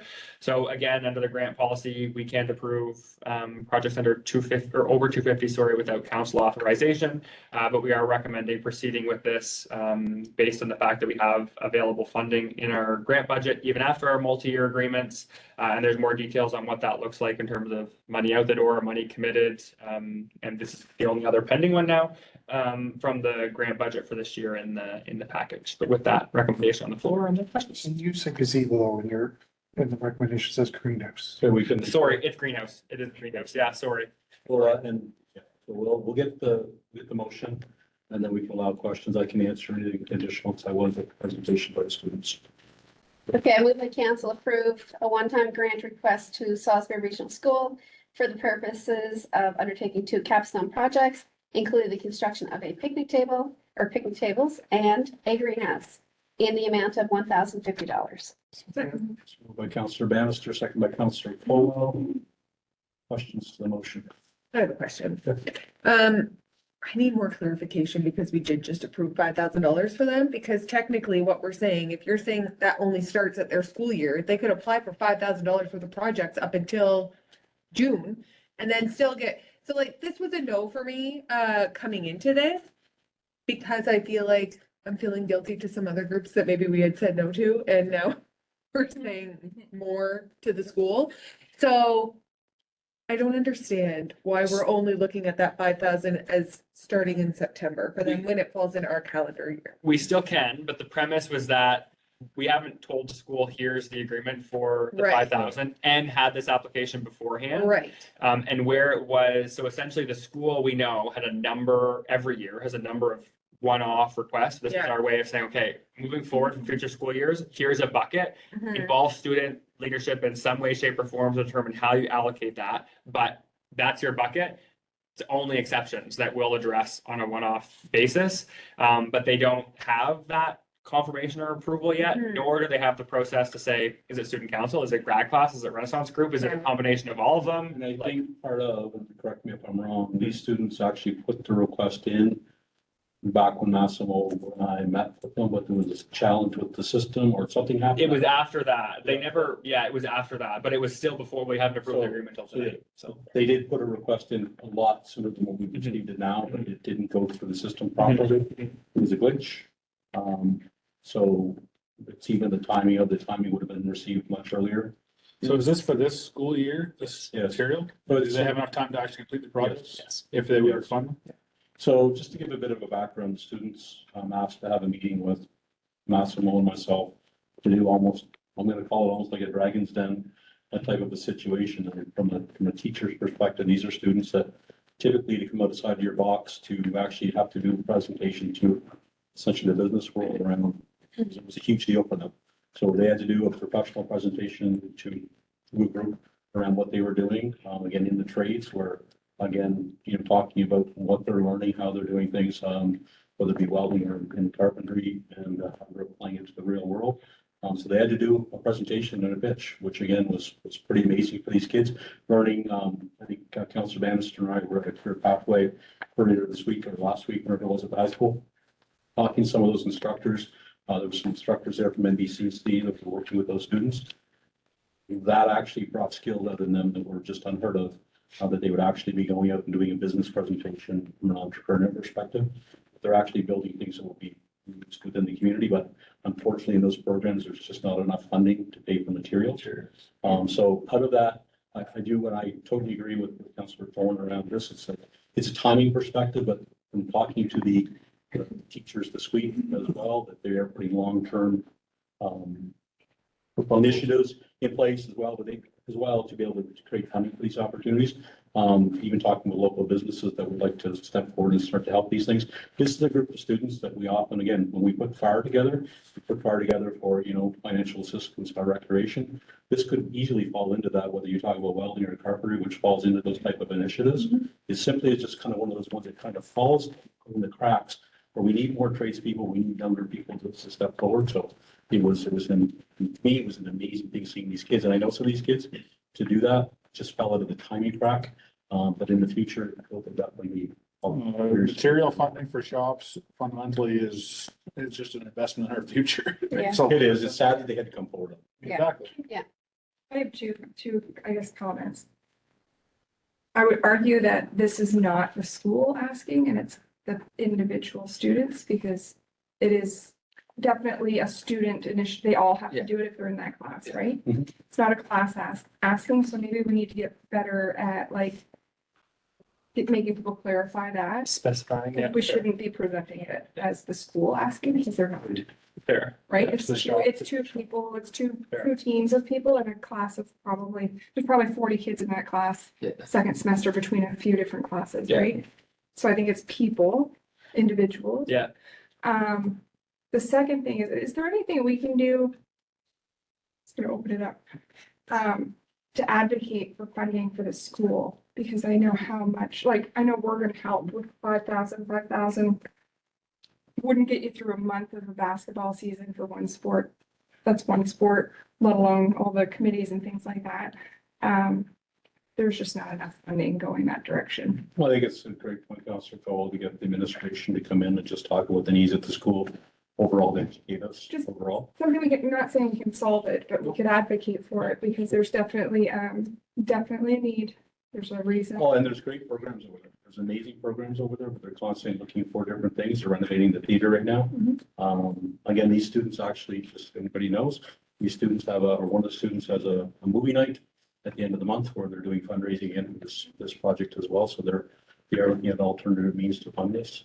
So Yeah, it just, Good it point. does feel like there's a lot of ask because there's a lot of needs, which aren't, Yep. so- And they continue to fundraise. I mean, they're always fundraising. It's a huge need. Well, I think for me, and again, I'm just gonna, for me, again, to Councillor Dexter's point around the need for trades. Just the idea that this is, I mean, we have an amazing program over here, but the idea that's going on, that this is starting to happen, made me feel good.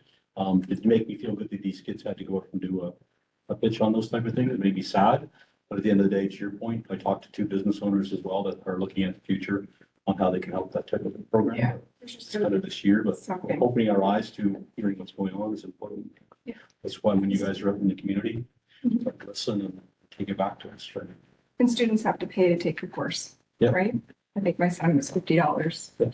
for the semester, right? Just to help pay for supplies and things. So anyway, I think we should add that to our advocacy list, please. Good point. So is the intent that the school will get the $5,000 grant in September annually? And they will administer it. And normally these projects would go to that, whoever's administering that grant and. Well, I don't I don't think so agree. for I don't these agree are because these people. are two students. Well, we can. In this case, maybe not. But in this case, we can talk to the school about, we can have a separate conversation in the future. Is this part of the school funding? Or Right. just consider a separate grant? What does the funding do they receive from schools? So we can work with you. I think that's gonna be very important, because like, Yeah. you knew information that I just know didn't because know. I have help. I have a Well, child in exactly. this space. But like, if it's not communicated here, we're kind of at a lack. Or in the I application think so, itself. Gregor, it was the school that set up the session to meet with us, so. But I, But we'll have to talk to the school about what falls under that for sure. Right. And part of it is that they have to come annually and kind of give us an update Mhm. in some way, shape or form, in terms of how it's distributed, so then we get a better idea. And it's important for us to understand what goes on at that school. It is. I think this is, to your point, kudos to you, that brings up, we have to stay on top of this. Yeah. Okay, additional questions? No additional questions, all in favor? Aye. Contrary minded? Motion carried. Okay, moving on to item 99. Does anybody? Make a motion for a recess, please. You may. Sorry, motion by Councillor Thorne, seconded by Councillor Bannister for recess. All in favor? Aye.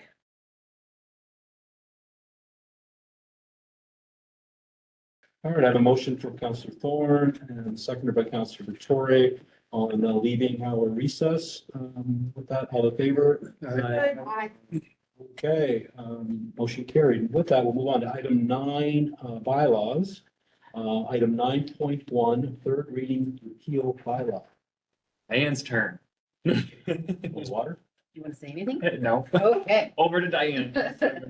So during the regular council meeting of February tenth, 2025, town council gave first and second reading of the town's bylaw number 13, a bylaw to repeal several bylaws of the former village of Salisbury. This bylaw repeals 5 bylaws. Oh, sorry.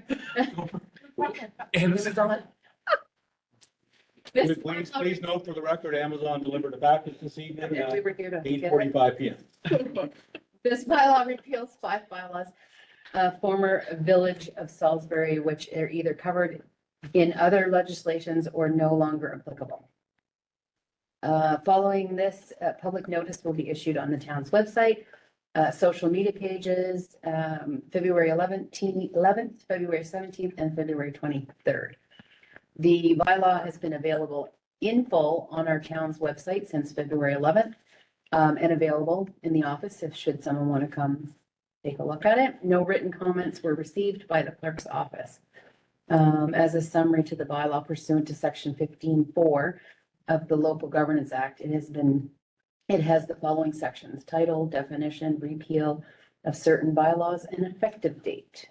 And there is a motion recommendation on the floor. Should council wish to proceed? I move that council give third reading to the bylaw titled bylaw number 13, a bylaw to repeal numerous bylaws of the former village of Salisbury by title only. So moved by Councillor Plant, seconded by Councillor Thorne. Questions to the motion? Any no questions to the motion? All in favor? Aye. Very minded. Motion carried. So bylaw number 13, this will be third reading. Bylaw to repeal numerous bylaws of the former village of Salisbury by title only. And again, this will be signed, sealed. This one does not need to go. So it will be done as of now. As soon as it's signed and sealed, it'll be legal. Okay, the second one, I'm out of order, sorry, but Yeah. traffic bylaw. During the regular council meeting of February 10th, 2025, town council gave first and second reading of the town's bylaw number 15, a bylaw respecting traffic. Following this, public notice was issued on the town's website and social media pages on the February 11th, 17th, and 23rd. The bylaw has been available in full on the town's website since February 11th, and again at the office, should anyone choose to come in and read it. No written comments were received by the clerk's office. The town has also mailed notices to properties within designated event parking areas. As a summary to the bylaw pursuant to section 15(4) of the Local Governance Act, the bylaw has the following sections. Section 1, title, 2, application, 3, definitions, 4, traffic control by peace officers, signals, or signage. Number 5, through highways. Number 6, I can't even talk. Stopping, standing, parking, vehicle, and number 7, winter parking. Number 8, fire lanes. Number 9, nuisances. Number 10, authorized emergency vehicles. Number 11, impounding of vehicles. Number 12, pollution. Number 13, parades and processions. Number 14, non-vehicular traffic. Number 15, school zone. Number 16, commercial vehicles. Number 17, crosswalks. Number 18, event parking. Number 19, traffic rules. Number 20, validity. Number 21, violation and offensive. And number 22, effective date. Again, there's a recommendation on the floor. Should council choose to proceed? I move that council give third reading to the bylaw titled bylaw number 15, a bylaw of the municipality of Salisbury relating to traffic by title only. Moved by Councillor Dottori, seconded by Councillor Thorne. Questions to the motion? Councillor Solo. I just wanted to make sure it was after we talked about it, but I followed quite a bit of comments on Facebook about Family Day at Highland Park and the parking. So it was, obviously it was after February 10th, so what's our plan to enforce it with events? So it's ready to go now as of today if this passes. So Couldn't really do anything No. about it then, that's what. the notice was sent then, like it was sent right then. So if you saw, I assume I'm speaking of the same instance, there were comments of saying the town sent, like you have a letter from the town in your mailbox quite literally right now, basically. So some had received it. So it can't be enforced until it's in effect now. I'm just trying to envision like what this, because I know, and I'm not saying, but there's a venue on my street that every Tuesday night is full of cars and they park multiple sides of the street and I know it's on the individual, not on really the venue, but like what's our. And so the event parking plan to is enforce- specific to the town, to the park, basically, and it will mostly be for town events unless there are rentals at the amphitheater as an example that we know will cause traffic, in which case we might designate the special event parking. Not to say that it can't be in place in other areas as well, but the real priority that we hear is around the park, given the chaos of events. So that's the first area, but we're ready to enforce it as of whenever this is approved, and then can consider other areas as part of that too. Which is just a motion of council to update the schedule of the bylaw with an updated map for where it might also take effect. Thank you. I just worry about, there's a lot of people walking on the streets and stuff too, and it's hard when you have teenagers learning to drive amongst everybody else too. Additional questions? See no additional questions, all in favor? Aye. Very minded? Motion carried. So third reading enactment of bylaw number 15, a bylaw of the municipality of Salisbury relating to traffic by title only. We did traffic already. Oh, Should also read the title though, yeah. Just to finish it off. My Pay title attention, I am. Title only. And again, this will be, as soon as it's stamped and signed. Done deal. Okay, moving on to item 9.3, third reading and noise by. The noise bylaw. So during the regular council meeting again on February 10th, town council gave first and second reading of town bylaw number 14, a bylaw respecting noise. Following this, public notice was issued on the town's website, social media pages, February 11th, 17th, and 23rd. Bylaw has been available in full on the council's website, on the town's website since February 11th. As well as available in the office. No written comments were received by the clerk's office. As a summary to the bylaw pursuant to section 15(4) of the Local Governance Act, the bylaw has the following sections. Title number 1, number 2, application, number 3, definition, number 4, prohibited act, number 5, exclusions, number 6, exemptions, number 7, enforcement, and number 8, effective date. Again, there's a recommendation on the floor. Should council choose to proceed? Move that council give third reading to the bylaw titled bylaw number 14, a bylaw of the municipality of Salisbury relating to the prevention of excessive noise by title only. Seconded by Deputy Mayor Blinas, seconded by Councillor Thorne. Questions to the motion? My question was just on, we had talked about time, 6 a.m., 7 a.m., construction, that kind of thing. And in the notes, I highlighted several areas where it's conflicting, it seems to me. So I just kind of wanted you to clarify that, that's all. I'll pull it up just to make sure I'm looking at the right one. So when we, at committee of the whole, we addressed the times, I think, and then brought it forward based on those times and got the okay from council then. So there's exceptions for certain industries, which I'm just gonna have to look at the wording and figure out exactly what that looks like. It clearly denoted like agriculture and that kind of thing, but Yeah. then there was some, I felt when I read it, there was some conflicting information about construction. Okay. Just make sure.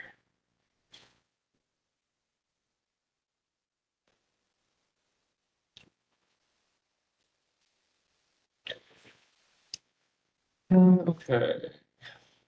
So it does say between 11 and 7, that would be the construction one.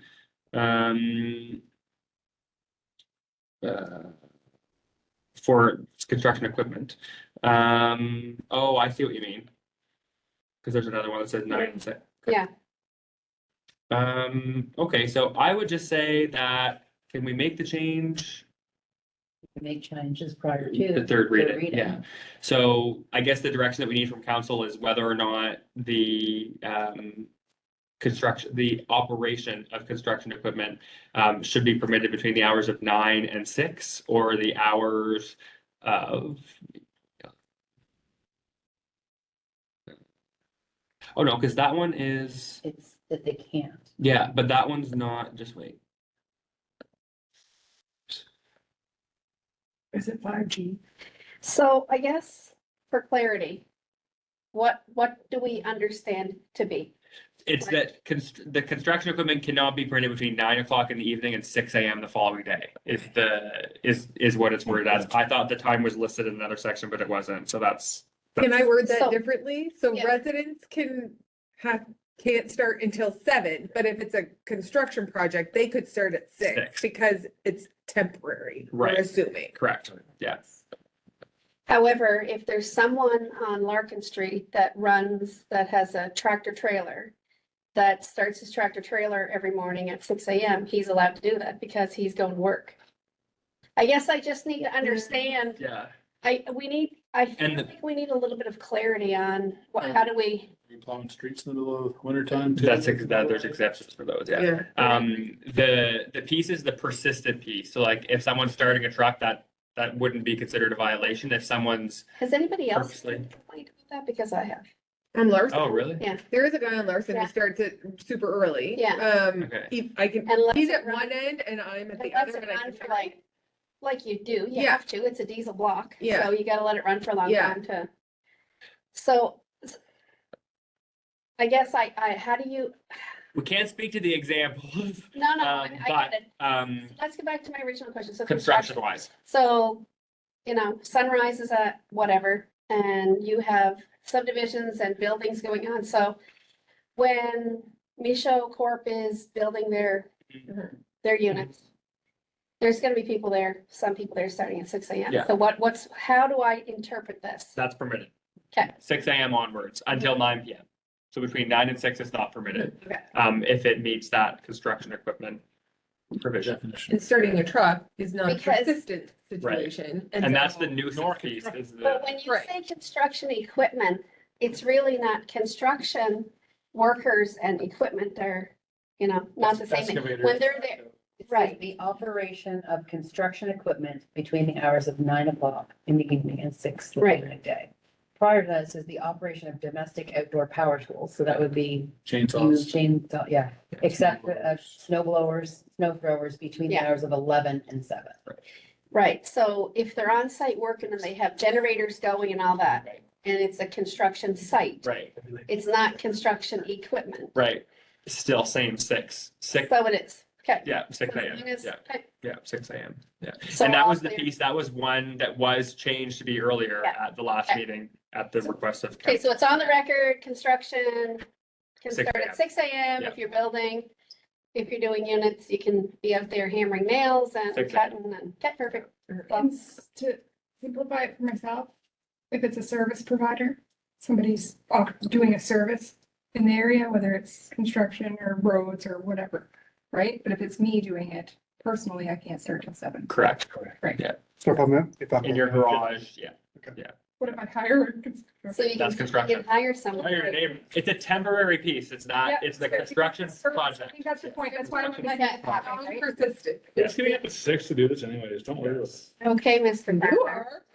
Makes them, I don't care.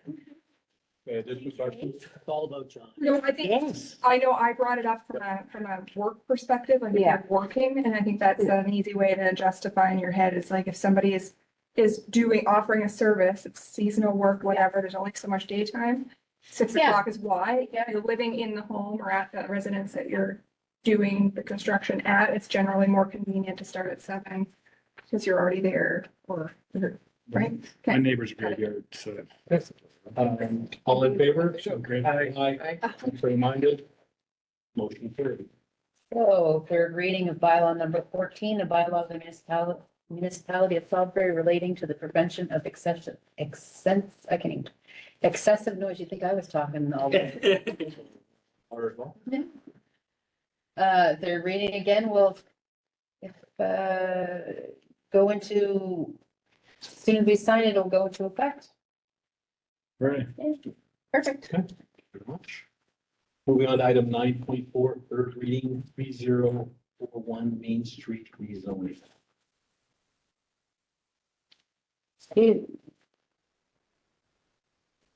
I just want to say good work to Brad on all those bylaws. Committee members at the table. That's good. Well, Good job. Yeah. good, well The- done. No, Diane will give context for these ones. We'll read these ones mostly in full. We always do for land use items, and there are two. So one is municipal plan, one is zoning bylaw, but are related to the same property. It's just one is bylaw 50 and one is bylaw 51. So the motion is Aye. by title only, but it's not by. Thank vote. you. Yeah, because we still give like the summary. We're not reading it in full. Yeah.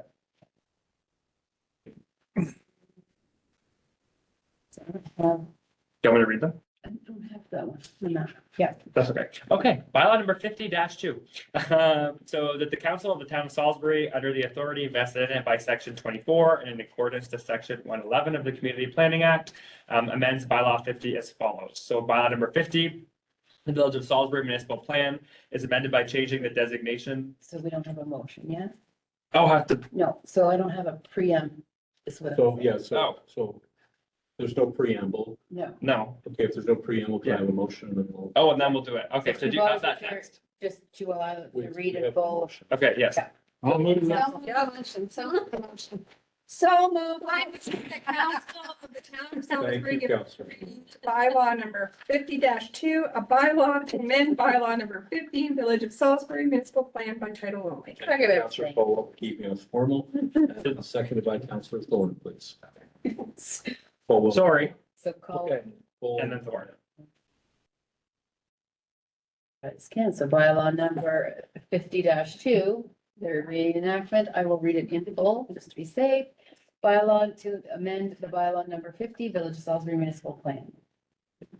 The council of the town of Salisbury, under the authority vested in it by section 24 and in accordance with section 111 of the Community Planning Act, SNB 2017 C19, amends bylaw number 50 to the Village of Salisbury Municipal Plan and enacts as follows. Number 1, bylaw number 50, a Village of Salisbury Municipal Plan is amended by changing the designation as shown on the future land use map, Schedule A of the Village of Salisbury Municipal Plan for a portion of the property known as PID 70286-810 as shown in Schedule A1 attached hereto and forming part thereof from residential, which is R, to industrial, which is I. And that'll be third reading, 50-2. Now, this bylaw does have to be signed and sent to be registered, so it doesn't come into effect until it has been registered and sent back to us, basically. So is there somebody, bylaw number 51-1? I'll move that council of the town of Salisbury give third reading to bylaw number 51-5. We already did that. Caldwell and Thorne. No, so they did 50-2. Did you vote on the first one? No, we didn't vote. Yeah, that's the Vote on yeah. that. We didn't vote. Yeah, we didn't vote yet. We didn't vote. Yes, we did. Did we? Oh my God. No, we didn't. No, we did not vote before. We did not vote on the first. We are off motion, the- 50-2. I thought that Got was on there. That's why meeting should go. We're ready. So with that, do we have questions? Do we have questions on the third reading of bylaw number 50-2? And it Seeing no questions, moved by. Caldwell, Thorne. moved by Caldwell, seconded by Counselor Thorne. Seeing no questions, all in favor? Aye. Contrary minded, motion carried now. So do I read it again now? Yeah, you do. Again, just Make the, it- make it just the number formal. one, just the number one. Okay, by title only. Bylaw number 50-2, a bylaw to amend bylaw number 50, Village of Salisbury Municipal Plan. We're not trying to keep you here all night. We sure. Let's do it again, just for fun. Yeah, we're not trying to cause pain. Okay, with that, we'll move on to, could I have somebody read a motion for item bylaw 51-5? Want me to start over? and continue where I left? Yeah. Yeah. Start over. I move that the council of the town of Salisbury give third reading to bylaw number 51-5, a bylaw to amend bylaw number 51, Village of Salisbury zoning bylaw by title only. Seconded. Moved by Deputy Mayor Buena, second by Councillor Thorne. Questions to the motion?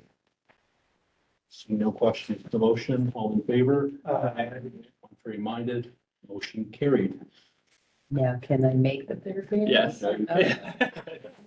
Bylaw number 51-5, a bylaw to amend bylaw number 51, Village of Salisbury zoning bylaw.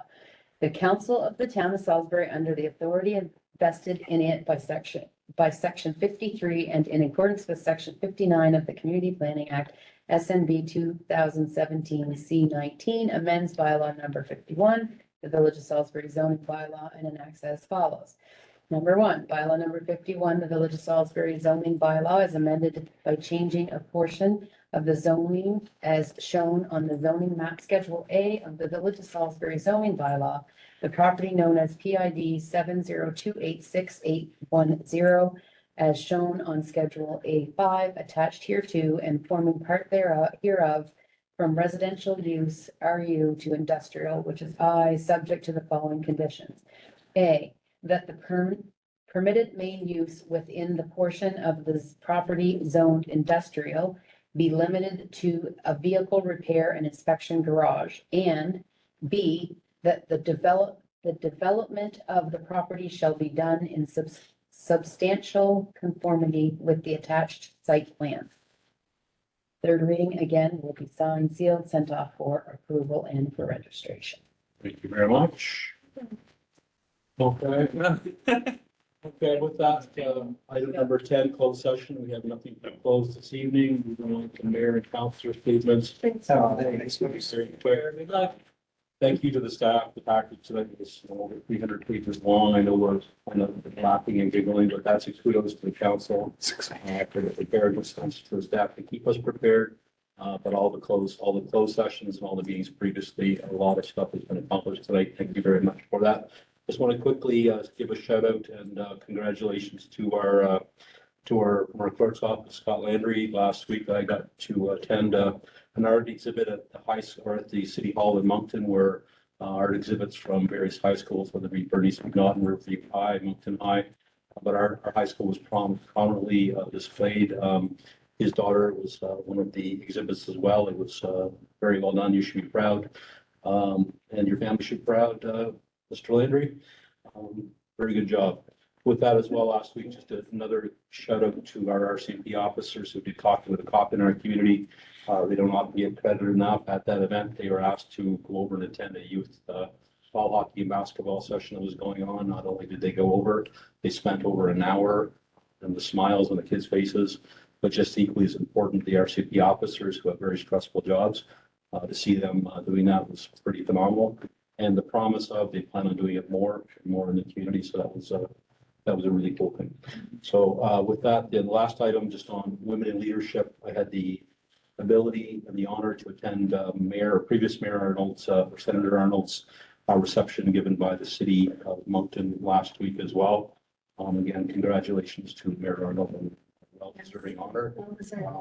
Particularly from a women leadership perspective. I know that Councillor Cole knows I started Salisbury Minor basketball, particularly with women in mind, great opportunities for them. So to see that was pretty phenomenal.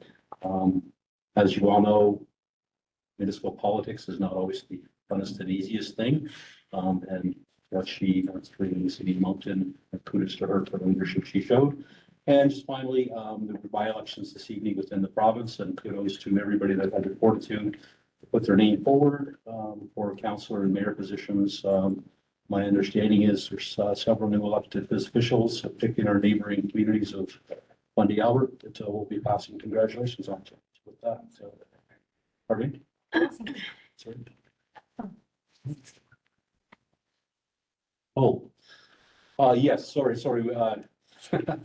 We also had an individual, a resident that brought bonfires and the recent bylaws that were put on that. I just wanted to go on record for the resident that I will be meeting with that resident to discuss it in further details. I'll come back to council and chat in further detail about that. But like anything, as we make changes within some of the rural areas, questions come up, and we are a council that meets with our residents, and that would actually get back to one of the things that the staff of the city of Moncton talked about.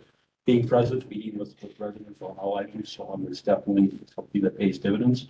So we want to be a council that does that as well. So we had a letter to council, and I'll be meeting with the residents. It'll be sent in the way. Yeah, it'll be and you guys will get some information.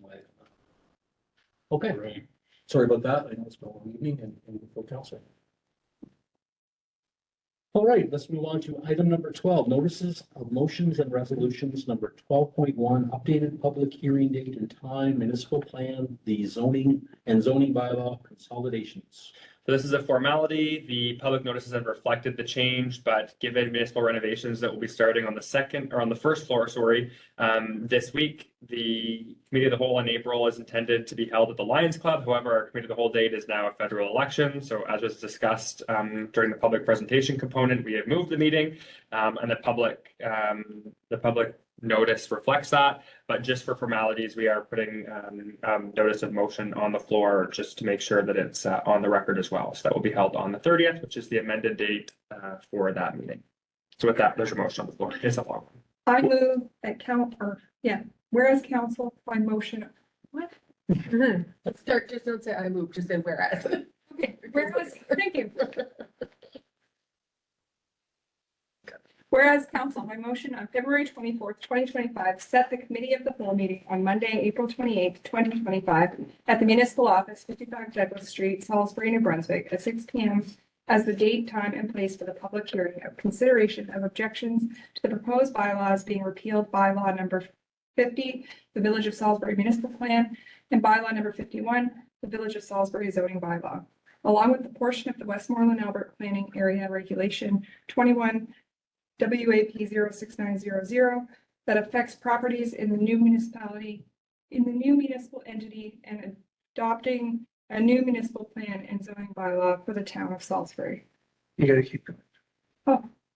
Okay. All the whereas.